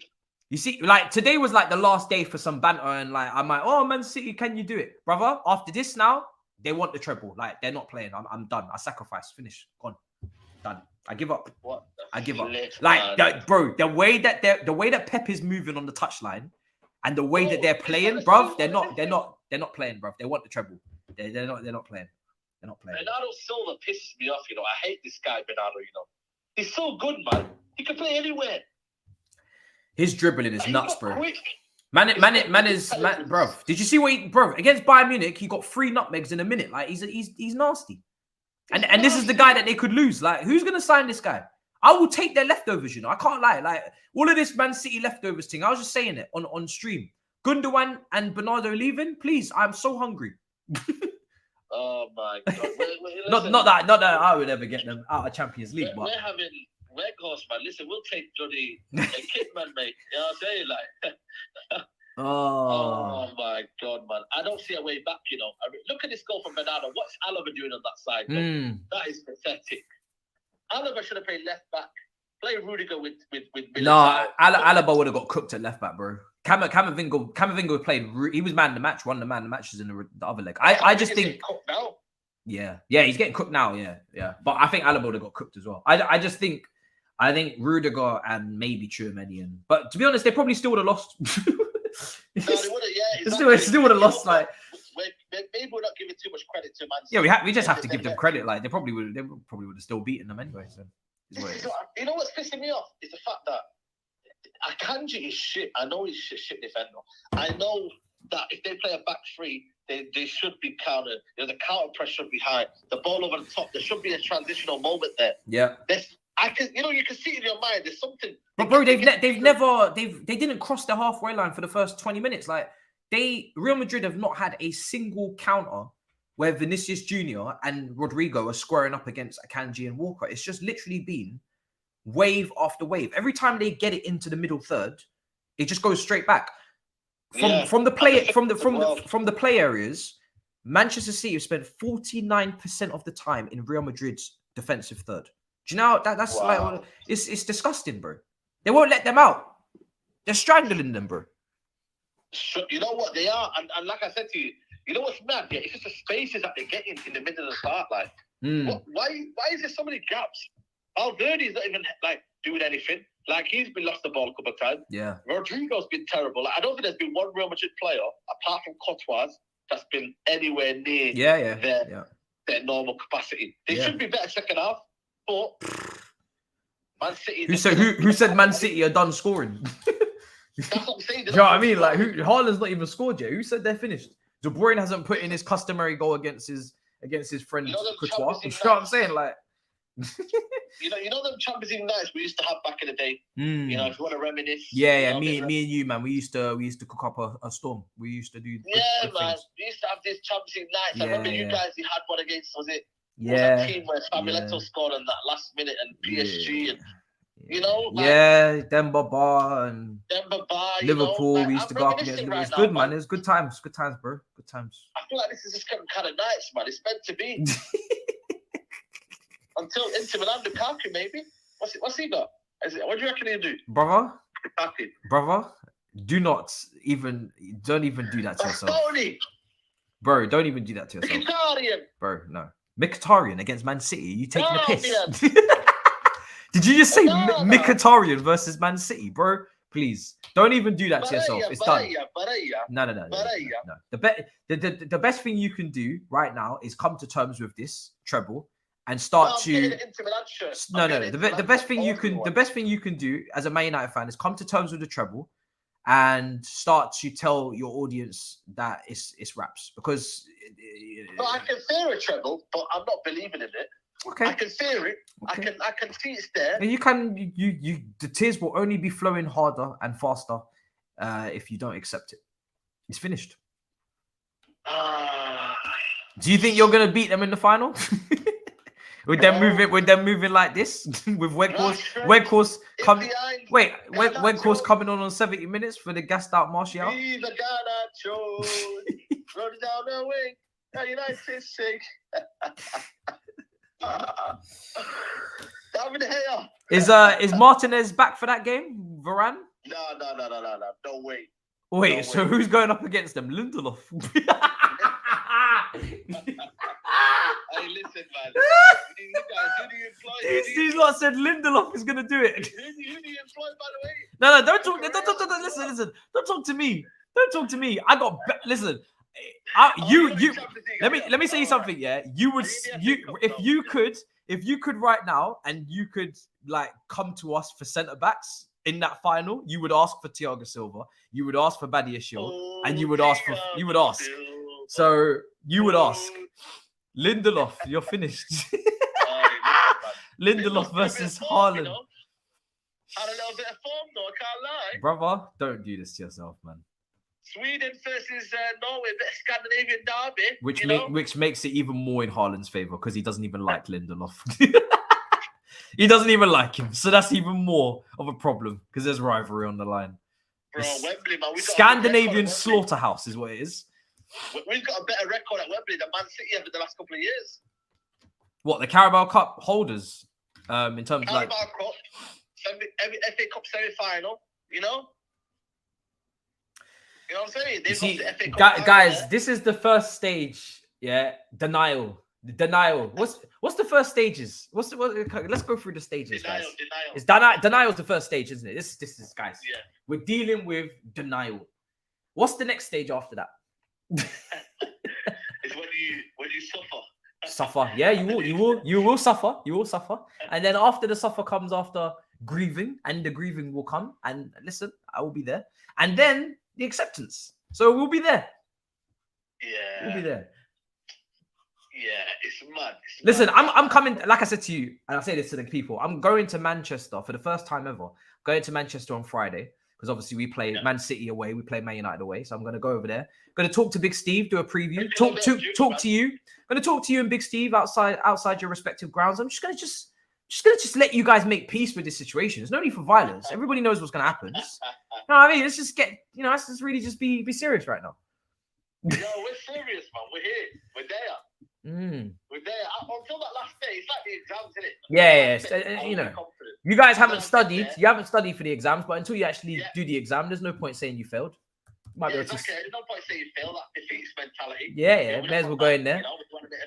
Bro, you go in there. Yeah, first 15 minutes is multiple choice. Try and get some multiple choice questions correct, and you go from there. And then after that, and then you got to the hazard question, the hazard choices, and then you go in there, you just click anything. Yeah. And then you hope for the best.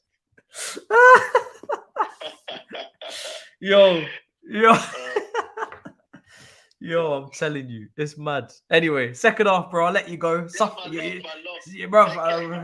sorry, bro. I'm sorry. No, don't be sorry, man. That's life. That's life. Yeah, that's what Potter would say. Yeah. All right, then, love. In a bit. Second half's kicked off, people. That is life. Yeah, you man are finished. What do you think is next for Pep after City? Hopefully, just a different country. I don't really care what he does. I'm not gonna lie. Like, he's obviously one of the GOATs, if not the GOAT. But as long as he's not on British soil, we will be there. We will be there for Pep leaving Manchester City. The day Manchester, do you know what? You know, I like my skits, yeah, and I do them drop them every now and then. The day Pep leaves Manchester City, you are in for the biggest skit of your life. I am throwing a real party. Like, I'm genuinely throwing a party. The video will just be a party. It will be champagne bottles popping off. It will be confetti. It will be balloons. Not the Dele Alli ones. It will be more than you can believe. It will be the biggest party of your life. We will do the whole we cannot replace, cry, everything. Like, oh, it will be insane. Absolutely insane. How are we going to play against the? We're not going to play. We're not going to play against them. We're going to participate. We're going to be there, and whatever they do, they do, and we leave. That's it. We're not playing against them on Sunday. We're just there. So don't worry about that game, okay? They have the chance to seal the title on our head top. They will not be dropping the bag. I can assure you. Yes, we're getting smoked. Yes, I am ready for the cricket score. I'm not going to lie. We this season have escaped the cricket score. We have escaped the battering. Yeah, the battering that we have deserved. We have not got it. This is where it potentially happens. I'm ready. I'm ready. It is sacrificial Sunday on Sunday. It is. Arsenal second to these, and they call it bottling. Oh, Jesus. Let's not do this. All right. Let's not do this, guys. Let's not do this. I don't want to hear it. Just give it a rest. All right. Don't come to me with your foolishness now. Just give it a rest. Just give it a rest, man. I'm not interested in this conversation. You know what it is. We move, okay? You know where you were. Just remember, you were the best team in the league up until February. Yeah, not them. You. All right. For 70% of the season, you were the best team. Everybody was saying you were playing the best football. Just because they've turned it on now, don't try and change everything. You guys were the ones playing the best football. These guys in January, everybody was saying, "Oh, Man City in January, what's going on here?" Do you know what I mean? These men might be finished. They were looking awful. So, nah, you man just bottled it.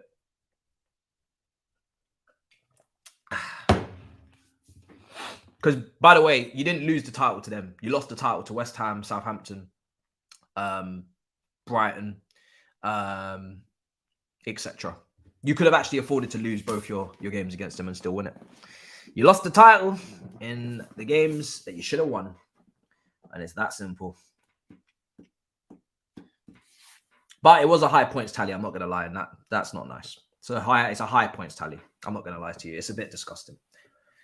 But that's why you have to take points off City when you play them. You have to take points off them. If you're going to win a title against City, you know, you either absolutely have to capitalize on those games that you didn't win, or you have to take points off City. You can't do neither. And you guys took 0 out of 6 points. So that's it. You have to at least take a point somewhere, you know, because then their tally comes down, and then it's not 95 points needed. It's maybe 93. So, yeah. Yeah, it's true. You know, we've been doing a lot of sacrificial Sundays, and it's been good. The sacrificial Sundays have been sacrifices. They have been brilliant. Brilliant sacrifice. But this Sunday, the ultimate sacrifice, the Premier League title sacrifice, and the absolute beatdown is coming. Here's Benzema.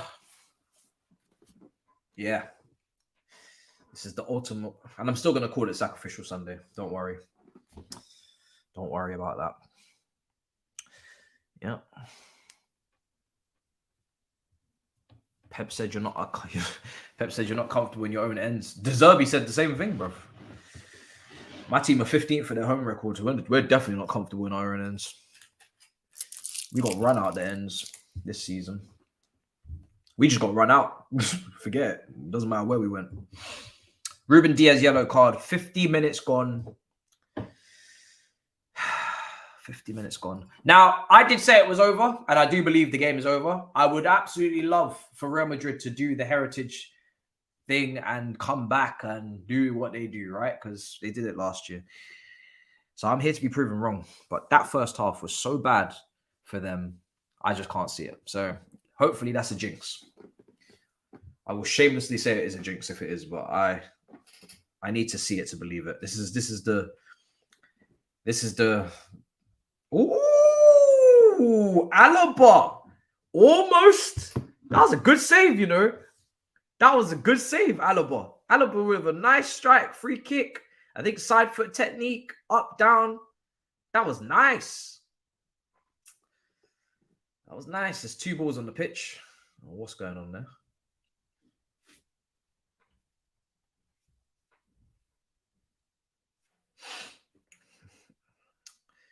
Yeah. Great save. Yeah, that's the David Luiz free kick. Yeah. Yeah, Kepa concedes that one. Yeah. Right. Real Madrid, what have you got? You know, this is going to be them digging into their ultimate heritage bag. You know, they're going to have to really dig because this is the biggest question we're asking right now. So if you want to dig into that heritage bag, this is the one. This is the one where you really need to, because what a test. Because now they're coming with the experience of playing you last year and losing. So they're coming for revenge as well. It's just the ultimate test.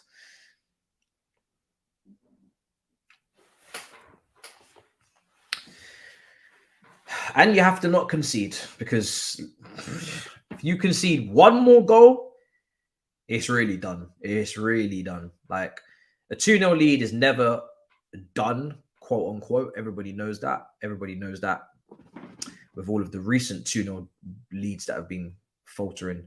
But a 3-0 lead is a 3-0 lead, especially against a Man City that can keep the ball and kill you with possession. So one more goal and this is absolutely done. No coming back. Here's Gundogan. Loads of space, man. Too much space. Gundogan still got it. Out to Grealish. Grealish. Corner. It's not looking good, bro.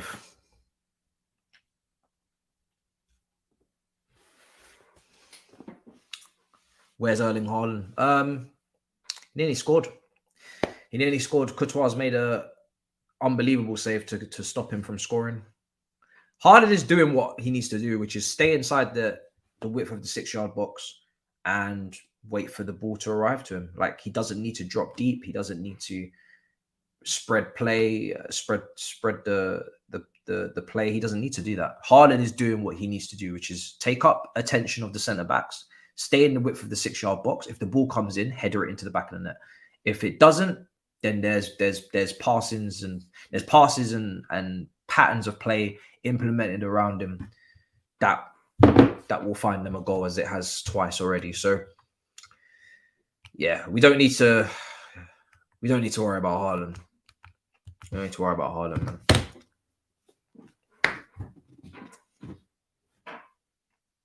Here's Grealish. They're 2-0 up. You know what I mean? The plan is working. You don't need to worry about Haaland. If Haaland's plan today is to not score, but just occupy centre-backs and create space for Gundogan and De Bruyne, listen, it's a job well done. It's not every day, especially as a record breaker, that you need to say he needs to score. Like, his job is quite clear to me. Distract centre-backs, create space for those runners. If that's all he does today, Man City win. They don't care. They don't care. That's it.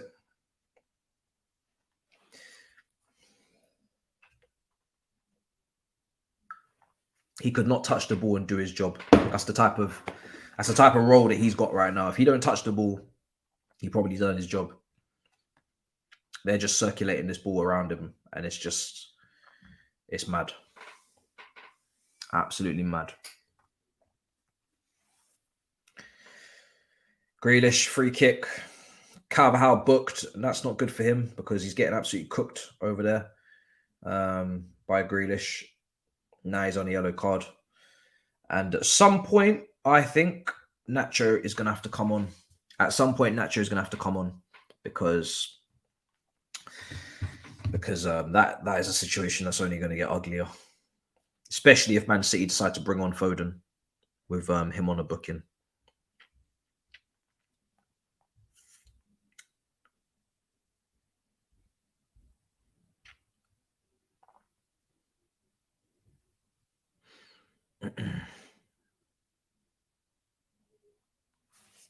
$55 minutes gone.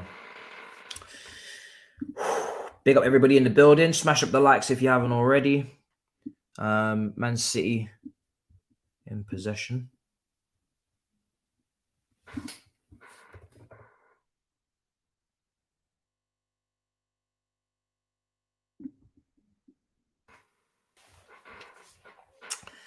All right.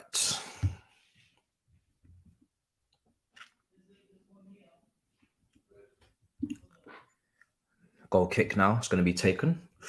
I'm going to put the link to the video I did earlier on for Ivan Toney. There's a lot in there, particularly on the punishment and just a few feelings on the FA. And yeah, just there's a lot in there. But like I said, I'll put that in the chat. I'll pin that to the top of the chat if you want to check that video out after the stream. That's the big news from today. 8-month ban. I kind of covered. I did cover everything. So it was a bit late going out.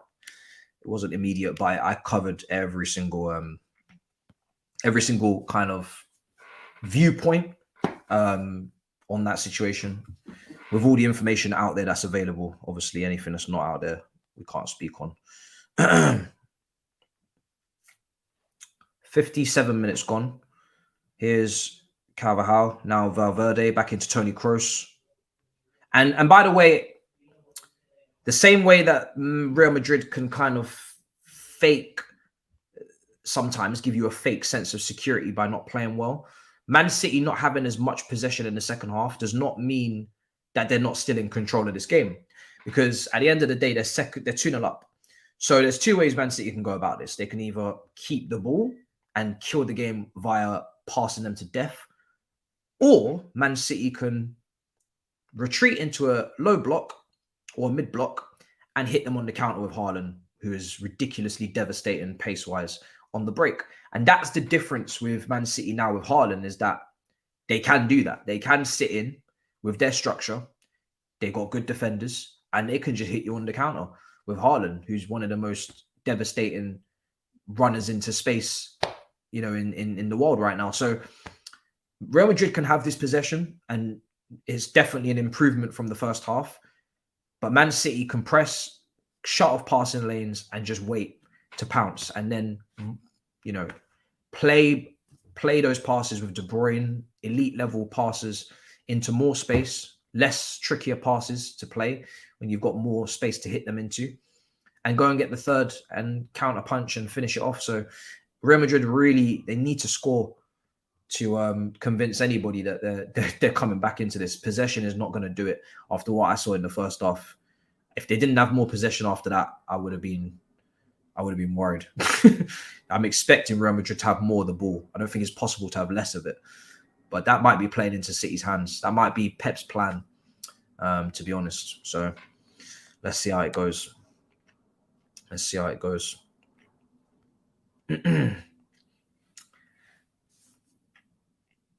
Here is Bernardo Silva.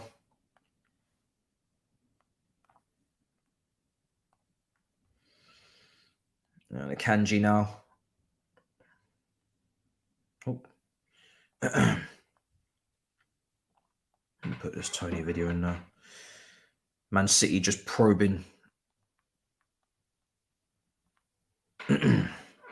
Probing on the edge of the area. And they have the stronger bench as well, so. Oh, mistake. Oh, that was close. Gundogan. And I'm sure he would have scored as well. Really, really close to making a massive error and it being 3-0. They're very lucky there, Madrid. They're very, very lucky.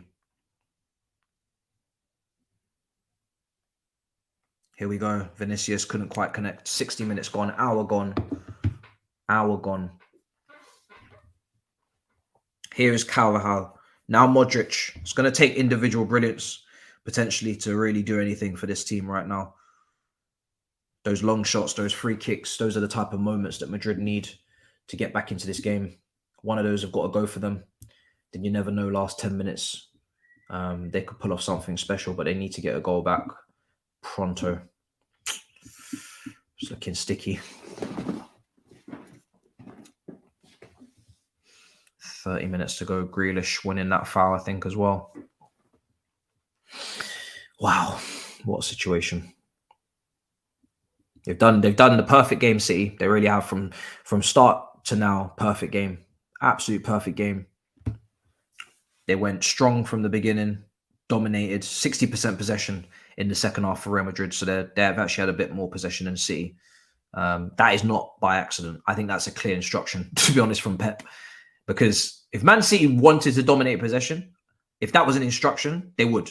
Like, they're too good on the ball to not be able to control a game if they're told to.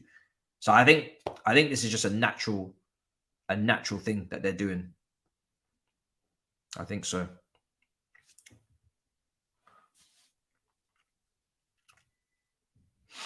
It's mad.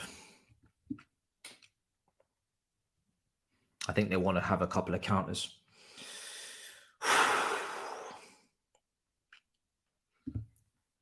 It's a free kick now. Gundogan late on Vinicius as well. We've barely seen Vinicius today. We're talking about a player that is one of the best wingers, if not the best winger in the world right now, in Vinicius Jr. Incredible first leg he played. We have not seen him at all today. Like, how many times have we mentioned Vinicius Jr.? Barely any. Barely any. Not mention him at all. Just goes to show how well they've done by nullifying the threats on the counter with that press in the first half. We have not heard about Rodrigo or Vinicius out for a corner. It's mad. Nullified. Let's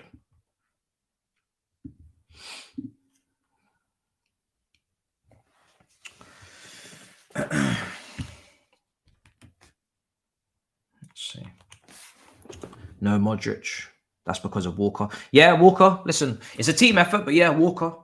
The reason why I say it's a team effort is because, you know, Real Madrid have just not been able to get the ball to Vinicius a lot of the time. That's not down to Walker. That's down to the whole team. The way they are off the ball, they are suffocating you from the get-go. You're not even getting into the area to play it to Vinicius. But yeah, Walker's part of that. He's handling business.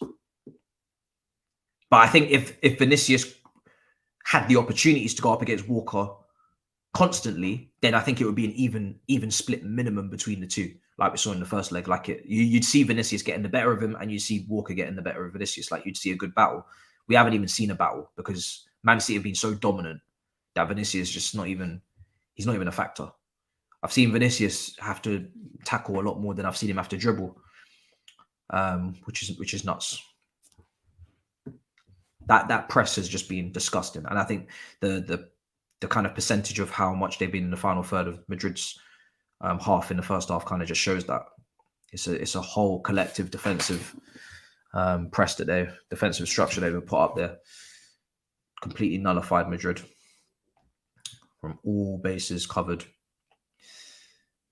Just got on Modric and Kroos like crazy, man. This is nuts. Here's Gundogan. I think I said the stat in the half-time, but Man City at half-time had more tackles than Real Madrid. And that's with the possession. So it's like they are winning the ball back like crazy in that first half. They really are. Here's Gundogan. You know, you think the team that had more possession and the team that didn't clearly would you know, at least make tackles and maybe just give the ball away cheaply, but no. No, Man City making more tackles, dominating even on tackles. Benzema, Vinicius, he's having to come very central to get the ball. Here he is again. Rodrigo now.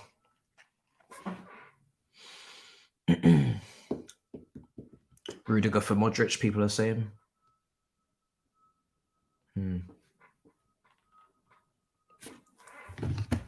Let's see.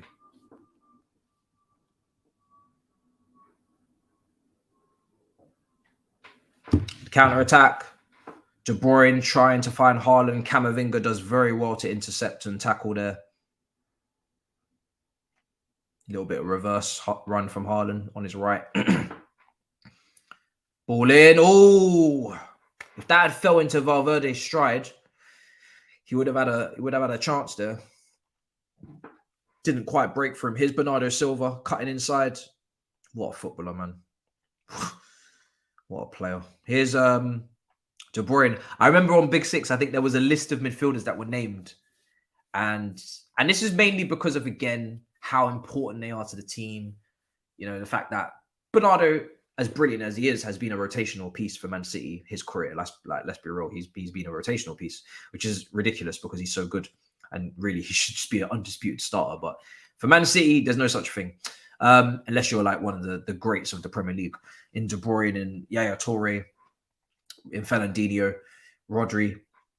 But no doubt, after this performance, people are going to be like, yo, you see when you said don't put him in that list? Yeah, fuck it, put him in there.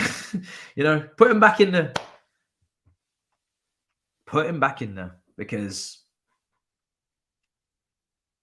he's got the talent to do things like this. Here's Vinicius on the ball, cutting inside. Here's Camavinga. Oh.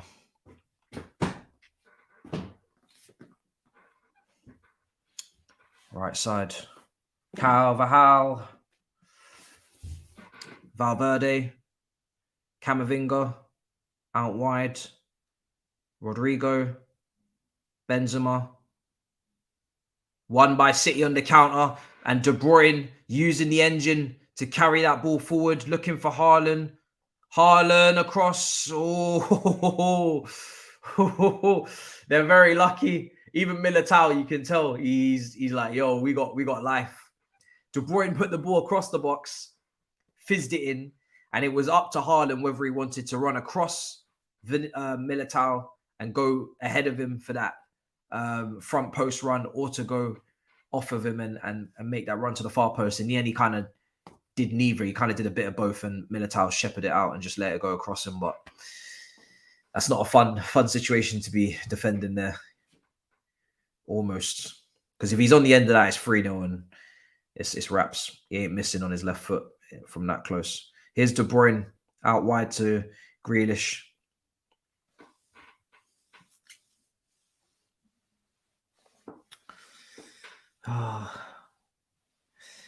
Chelsea were always interested in Ivan Toney. I think any team in the Premier League that are looking at a striker, that need a striker, are interested in Ivan Toney. He's always been a target. But the caveat and the asterisk was he's a target, but Chelsea are waiting to see what happens with his ban. And that has now come to the table today. So he was always a target. And on top of the fact that now Poch is one in Premier League proven players, that only enhances Toney's case again before the ban that he was an option, because he's Premier League proven. He's hit 20 goals in the season. He's a brilliant footballer. So he was always going to be a target. The striker market is not good enough for Toney not to be a target. You know, you look at Victor Osimhen, he's going to cost minimum 110, 20 million pounds or euros, whatever it is, from Napoli. That is not a fun transfer to have to get done, regardless of how highly you rate him. That's a lot of money. Lautaro is an option, but that's an 80 million transfer as well, according to reports. And the other options, Kane is unrealistic, and the rest of them are young players that have just burst onto the scene at Frankfurt and at Atalanta. So Toney has to be on the list because it's Toney and the striker market is dead. So that's that.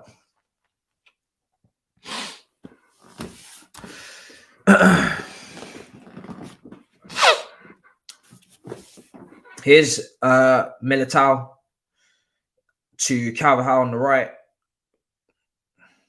Valverde, 20 minutes to go. They need to score. Alaba, Vinicius. You know, if they score one, you know, you can maybe cling onto hope that Man City maybe will crumble like they did last year. But experience, now you'd expect them not to be doing that, but you never know in football. At least it's not 3-0. Took like 12 pens. Yeah, he took 12 pens, and if he was playing for a team that you know, wasn't Brentford, I'd be like, oh, okay, fair enough. He took 12 pens, or I don't know how many pens he took. You're telling me 12, I don't know. But regardless of the penalties, he's a very good footballer. Like when you watch him, he's a great footballer. He can take free kicks. He can drop deep. He can hold up the ball. So regardless of how many goals he scored, if he comes to Chelsea, he's taking penalties, by the way. But so, you know, he's taking the penalties because he's the best penalty taker.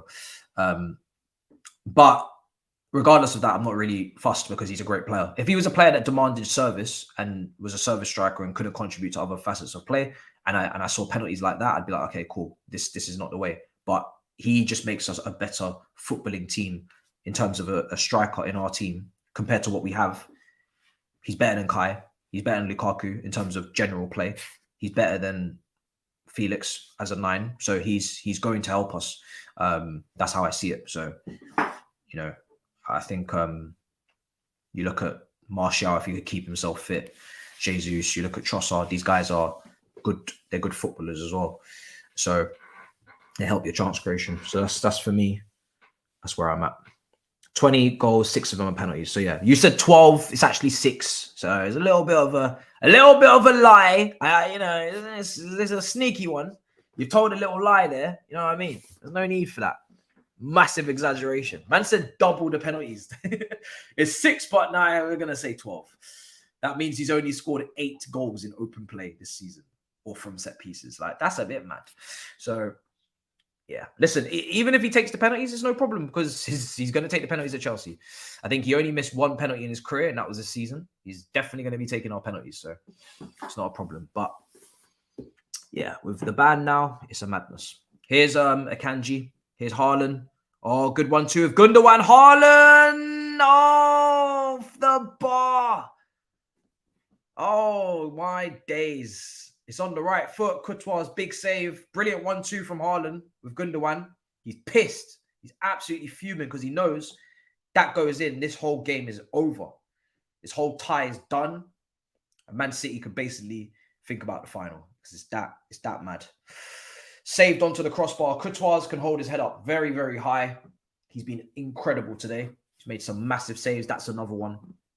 Another massive save.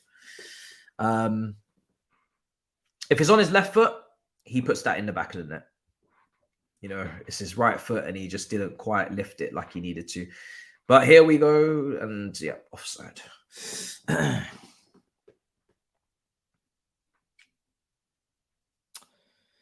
But yeah, he's playing for Brentford. Exactly. He's playing for Brentford and he's got 20 goals. It's not like we're saying he's playing for a top team and he's got 20 goals and 6 of them are penalties. He's playing for Brentford. I am of the assumption that Chelsea with Enzo Fernandez, and I said in my video, I wouldn't mind Enzo Laffi, who's very creative as well, if you are going to buy a second midfielder. With the way that we should be creating chances under Poch, he should be getting more chances. Therefore, he should be scoring equal to or more goals. On average, because he's a very good finisher. So, yeah, 20 goals at Brentford is a very, very impressive tally to get. More than you can believe. And on top of that, being a very good footballer. So I was and am very high on the Ivan Toney train. However, as I said in that video, as you may see if you watch, the circumstances have changed because of that 8-month ban. So it's a little bit of a sticky one still. But yeah, it's why I didn't make the striker video before the news, because I was going to, and I said, you know what, let's wait because this was kind of irrelevant. Otherwise, if I say my list and the players I want before I hear this news on the ban, so yeah, it's a shame. Thabz is in the building, is he? Manchester City fan. Tonight we celebrate, Sunday we feast. Fair play, brother. Fair play. Like I said to Saeed at halftime, I give up. I give up.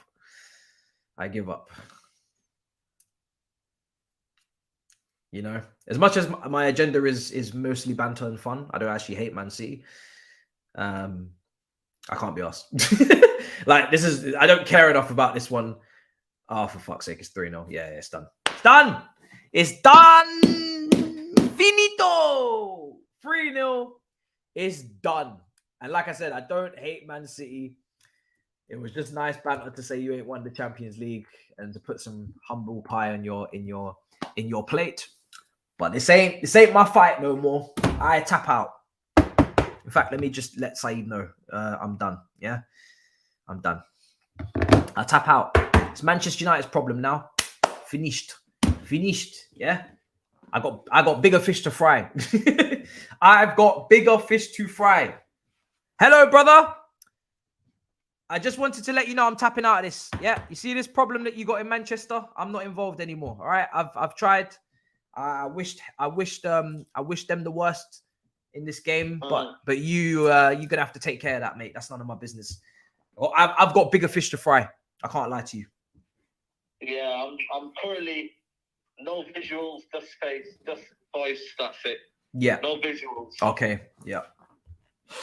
Yeah. I'm not involved. I'm not involved. Yeah. I need all the help I can get now. I'm worried. I'm sorry. I'm tapping out. They're doing it. I think they might be doing this. Yeah.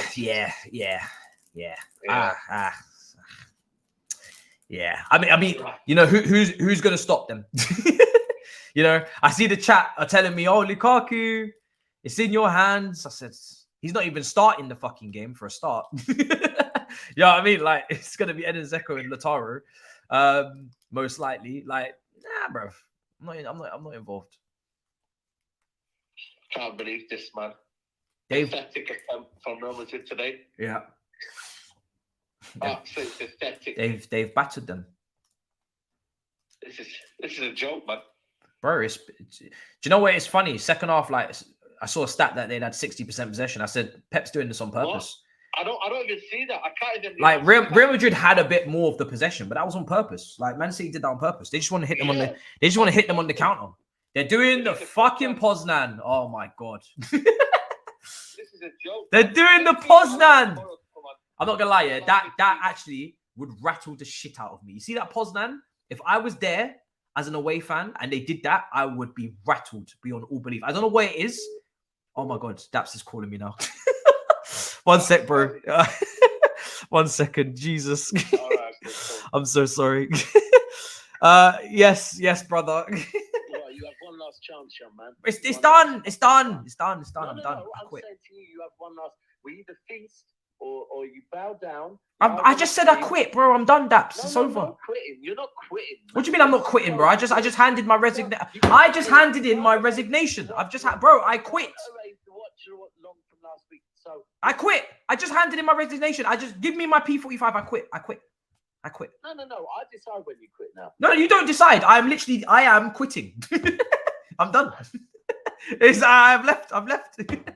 Like, I'm not coming into work. No. I'm not coming into work. I'm done. I sack you on Sunday. You sack me on Sunday. So you're telling me that I quit today, but you're telling me I have to come to work on Sunday and I have to do the shift and then I leave. Get up at 7 a.m. You have to travel all the way to Manchester. I'm actually coming to Manchester on Friday to do the previews. Because we obviously play you and then we play Man United, so I'm just killing two birds with one stone. And one question: when it gets to the final, you're not going to be cheering along in it, are you?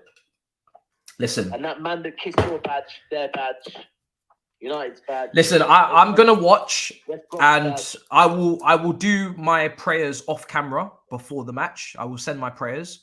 But I am not going to go in there with any hope or expectation or any propaganda that you are going to fumble the bag, because I genuinely cannot lie and pretend that you are not going to win. I think you're going to win. Do you believe in the egg? No, I don't believe in the egg. I think Hassam's waffling. I'm not going to lie. I don't believe in the egg. Oh, that's a change. I don't believe in the egg. Listen, I'm going to Istanbul, so I'm a very happy man. Yeah. And you know what? Banter aside, I'm happy for you. You know what I mean? Like, I'm happy for you. You know, it's not that deep. You're not Arsenal to me. You're not Tottenham. Like, it was fun while it lasted. But Man United fans will be angry. And I thought we're not Arsenal. We're definitely not Arsenal. Yeah, you're not. It's not that deep. You know what I mean? It's not that deep. Like, it was good banter, and you know, you learned your lesson with the disrespect in Porto. And you know, Man United fans will be angry, so it's fine. Do you know what? You're not being sacked. You're in this for the long haul. For that comment. You're in it for the long haul. What do you mean? It's facts. Nope. You did learn your lesson in Porto. Big Steve was getting real mouthy, bro. today, Matisse, so I'll see you on Monday. Bro, come on, man. Fuck. Even when I wave the white flag, I still come with some sort of violence. I'm being real. Like, they did learn their lesson in Porto. They were rude. They were mad rude. Do you know what I mean? Like, oh God. I just can't help myself, can I? Can't help myself. 9 minutes to go. This game's finished. Let me call back Saeed. I need to talk to him. Therapy. There's no point letting him go through this last part of the game by himself. We may as well discuss with our friend how he is doing. Hello, brother. Sorry. Hello, yeah, Thabz is just he just sent out. So basically I tried to hand in my resignation and ask him to give. Yeah, I tried to ask him to give me my P45 in this whole city. You're not going to win the treble thing. And he said I can't leave work until Sunday when we play them. He said you can hand in your resignation, but you have to come into work on Sunday and hold that, and then you can go. So wow, yeah, wow. It's a little bit harsh. I'm not gonna lie. From him, it's a bit harsh. We got a chance. No. No.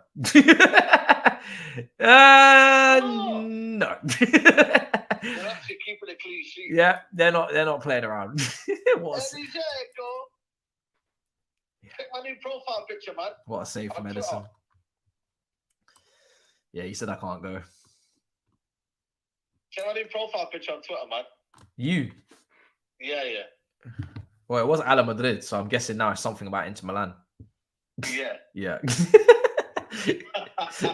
This guy, bro. Oh my God.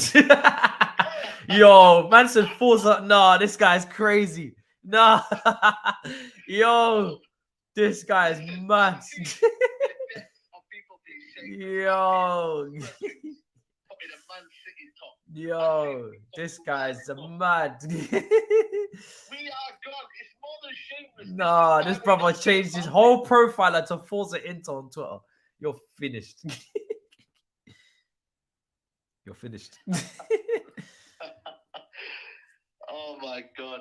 We have to play like this. We'll play Barstow. Hold that soul for Stretford United Reds. Listen, mate, don't speak too early, mate. Don't speak too early, pal. I might be down, but I'm not out there. Brother, yeah. I wish you the best of luck. The fact that you haven't put your own badge is an indictment of the final, isn't it? Because you're literally playing them. Like, bro, put a Man United badge. Do you know what I mean? You literally have to play them. You put it into Milan badge, but not a Man United one. Like, what's going on? Well, you know, we'll get there when we get there. Yeah, you know you play them before the Champions League final, right? Yeah. So you're not even making any sense on an order of fixtures. Yeah, we'll get the red flags when we need to. You know, for now, we're just letting Milan know a bit of a heads up. Okay, you're just letting Milan know that you need them. You need something from them. Yeah. Yeah. But would you need anything from them if you beat them? Would I need anything from them? Yeah, or you still want something from them? Yeah, that's right. Yeah.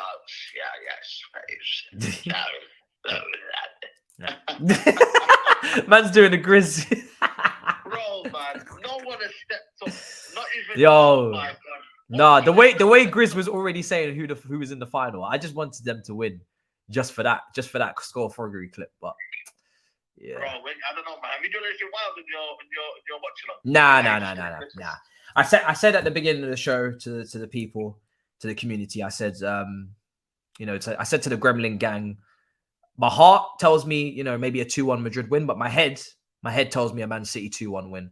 And unfortunately, they've smoked them instead. So we always knew that, yeah, this could happen, but this is a bit much. I can't lie. There's no need for the violence. Wow. No need for the violence. Wow. Oh my days, man. This has been an absolute, just battering, bro. Yeah, battering. And I don't know. Maybe Thabz and Grizz did warn us, but obviously I had hope. Maybe I was clouded by my Ala Madrid. Yeah. Yeah. I was too clouded. I got too gassed, man. You know, I wanted it to happen so badly. I wanted to speak it into existence, but it didn't work this year. It worked last year. I did say it last year and it worked, but this year, no. You know what it is though? It just shows you the psychological edge when you play second leg away at home. Yeah, and also the experience of losing to them already and losing a final, which is why I just can't see them doing it again. Like they've already been there and done that. They've learned their lesson. Turkey, man, abandon the final, man. Put it in Europe. Then link it a little bit, you know. No, it's finished. It's finished. Change the rhythm. No. Turkey, man, elections, man. Nah, bro. See what's going on. Nah, bro. You know? Nah. Finito. And I hate to remind you, but Big Steve's on tomorrow. Yeah, I know. You remember? Okay, yeah. But that's what I'm saying to you. I'm just gonna.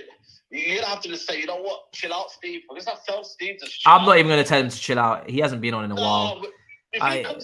He's gonna come on, bro. If me or you was on the cusp of a treble, we would smoke out the whole joint. We would dash in smoke grenades, walk in, and fuck up the place. Like, bro, I'm not even gonna lie. I'm just gonna leave him to it. Nah, I'm just leaving him to it. Nah, bro, this is good then. Just for the content later on. Yeah, there's nothing I can say. I am 11th in the league. If I talk too much, he's gonna start talking about my team, and I ain't got time for that. So I'm just gonna let him. I just let him enjoy himself, because if I try and dare talk, he's just gonna start talking about my team, and I don't need that cooking right now. So yeah, I'm gonna let him crack on, man. He can say whatever he wants about Man City. I'm not involved. I said I'm done. I'm done.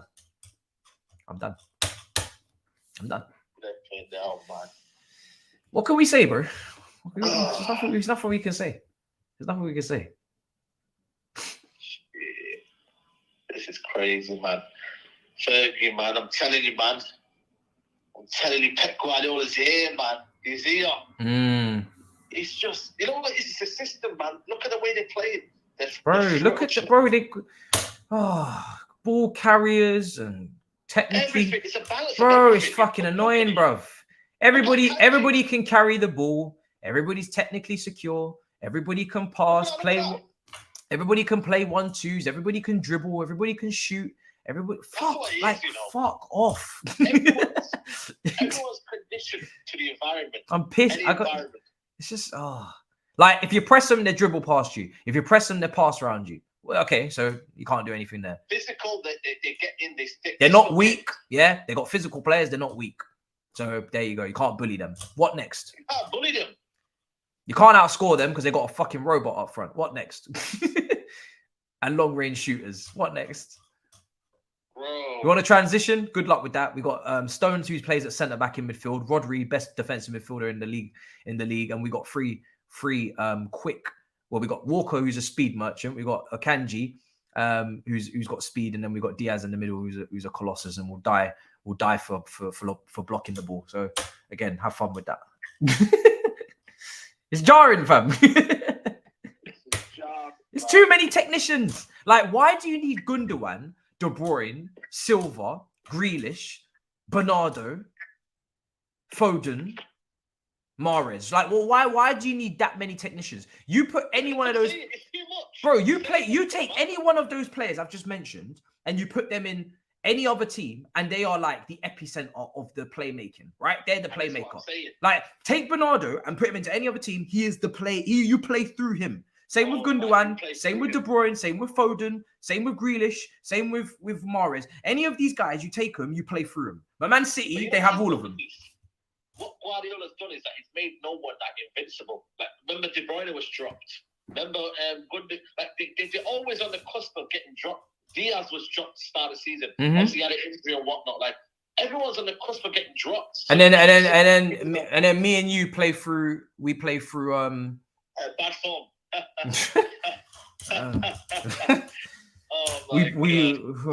We play through Weghorst and we play through Kai Havertz and things like this. It's mad, bro. This is mad. 2 minutes left, man. Just get this over done with, man. You know what I mean, man? I was gonna review the game, but I've already got the Tony video out. I'm just gonna go to bed. Oh my god. Oh my god. Oh my fucking god. Oh my fucking god. Is that his first touch, Saeed? Saeed, is that his first touch?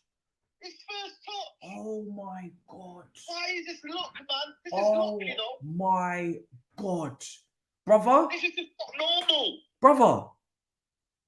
This is not normal, man. I'm sorry, man. Why is everything just turning into gold? Why does it go their way? He's come on the pitch. 4-0. Bro, they could have won 6. Courtois has had a great game. Bro, Courtois had a great game. Look at the link up. Oh. Look at the reverse ball, bro, from Foden. He's only... Bro, Foden's just fucking... Come on, Mahrez. They're all substitutes, bro. All of their substitutes start in our teams and win Player of the Season awards. It's been too easy for them, man. All of their substitutes linked up. Stop it. Stop crying in Italian, bro. It's done. Mamma mia. No, it's not mamma mia nothing, bro. Arrivederci. No. Arrivederci. Yes, no. Arrivederci. They've got the flags out and everything, man.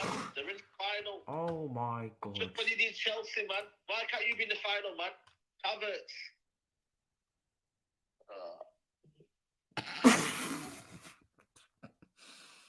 Generational Thabz, we need you now. What are you talking about? We don't play them. What, on Sunday? On Sunday? You know what I mean? Chelsea would have been ideal, man, to run it back. Who? You know? Us against them in the final? We would get cooked. Yeah, man. We would. Us against them in the final with revenge in their hearts. They would cook the living daylights out of us. Oh my god, I wouldn't even want to be there. I will not want to be there no matter what. I will not want to be there. Oh my god. They would cook the Man City angry, the superior team and angry after the crying memes. Oh my god. No. No, thank you. No, thank you. No, thank you. Game over. No, We're in the Champions League final. Game over. Pep's just nodded at. Pep has shaked Ancelotti's hand, nodded at him like, yes, that's what we did. We must. And then he walked off down the tunnel. Like, he's not even celebrating. You know why? You know why Pep's not celebrating? You know why he's not on the pitch, knee sliding? Yeah? Because he doesn't give a shit. Because it's not done. Because they are going to go to the final and absolutely smoke the living daylights out of Inter Milan. That's why. Job not finished.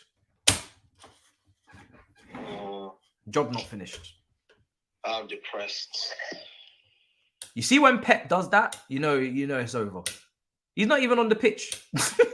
He's gone down the tunnel. He's gone to do tactics for Inter Milan right now. He's gone to the board with his coaching staff to go and cook up the next plan. He doesn't give a damn. He doesn't care about this result. He's moved on. Man has checked out. He's already checked out of the result. He checked out when it was 3-0. He was already thinking about Inter Milan and how to nullify Inzaghi's team. This guy's a freak, man. There's too many freaks, bro. They got too many freaks. Right, it's Pep, it's Hairline, it's too many freaks, bro. It's hard, man. This is too much, man. Ancelotti out. Ancelotti out. Madristas in the chat. Get him out.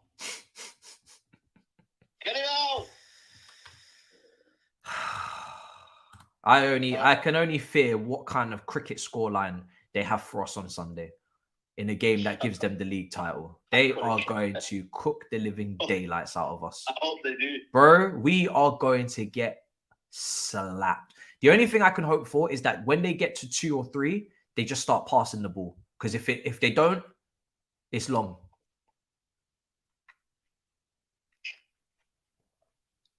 Yeah. Man, I'm going to have Kevin De Bruyne taking 25-yard shots against Kepa. It ain't easy. You know what it is right now? Somebody's going to get the meme. It ain't easy.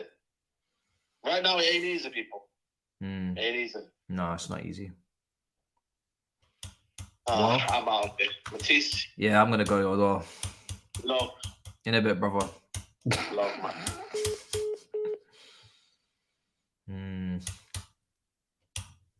We might have a problem here, guys.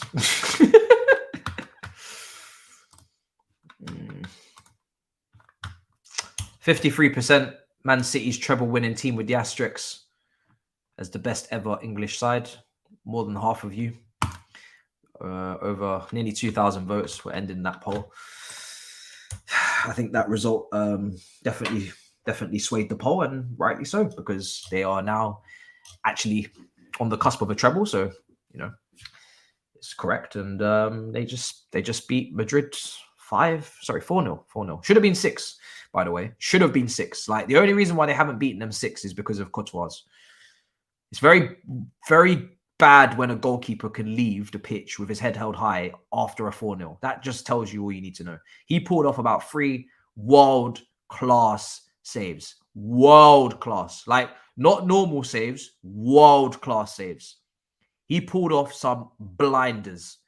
If a normal goalkeeper's in, or even a very good one, they're going in the back of the net and it's 6. So, fair play to Courtois for keeping this semi-respectable.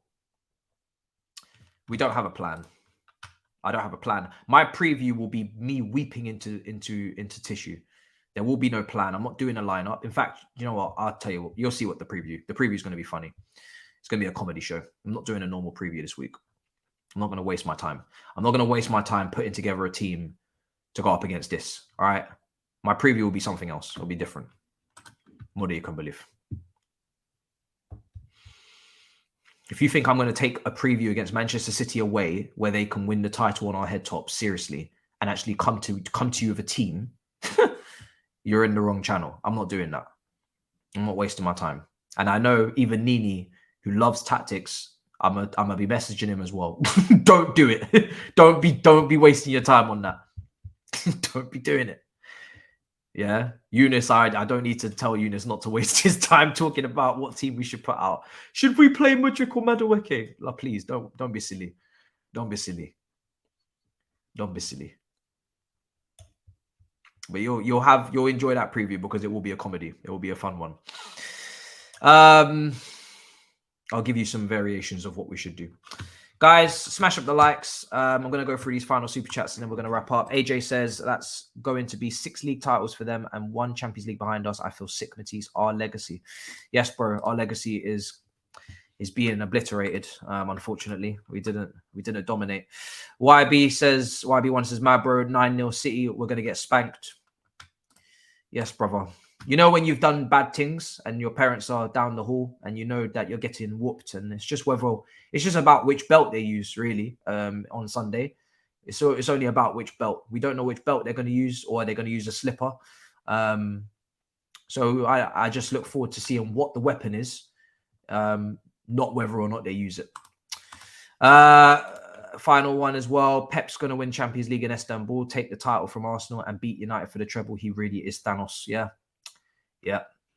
He's dunking on Arsenal.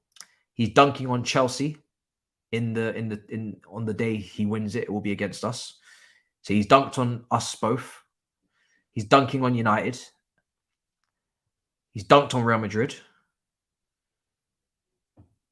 And he's dunking on Liverpool because he's doing it on Istanbul. In Istanbul. He's doing it in Liverpool's, like, oh, do you know what? I don't want to talk about this anymore. We need to go because this is just getting, the more you think about it, the more fucking ridiculous it gets. We need to go. Guys, smash up the likes, subscribe, and I'll see you guys next time. In a bit, people. It's not peace, it's violence. In a bit, people, violence. Violence, people. Perfect.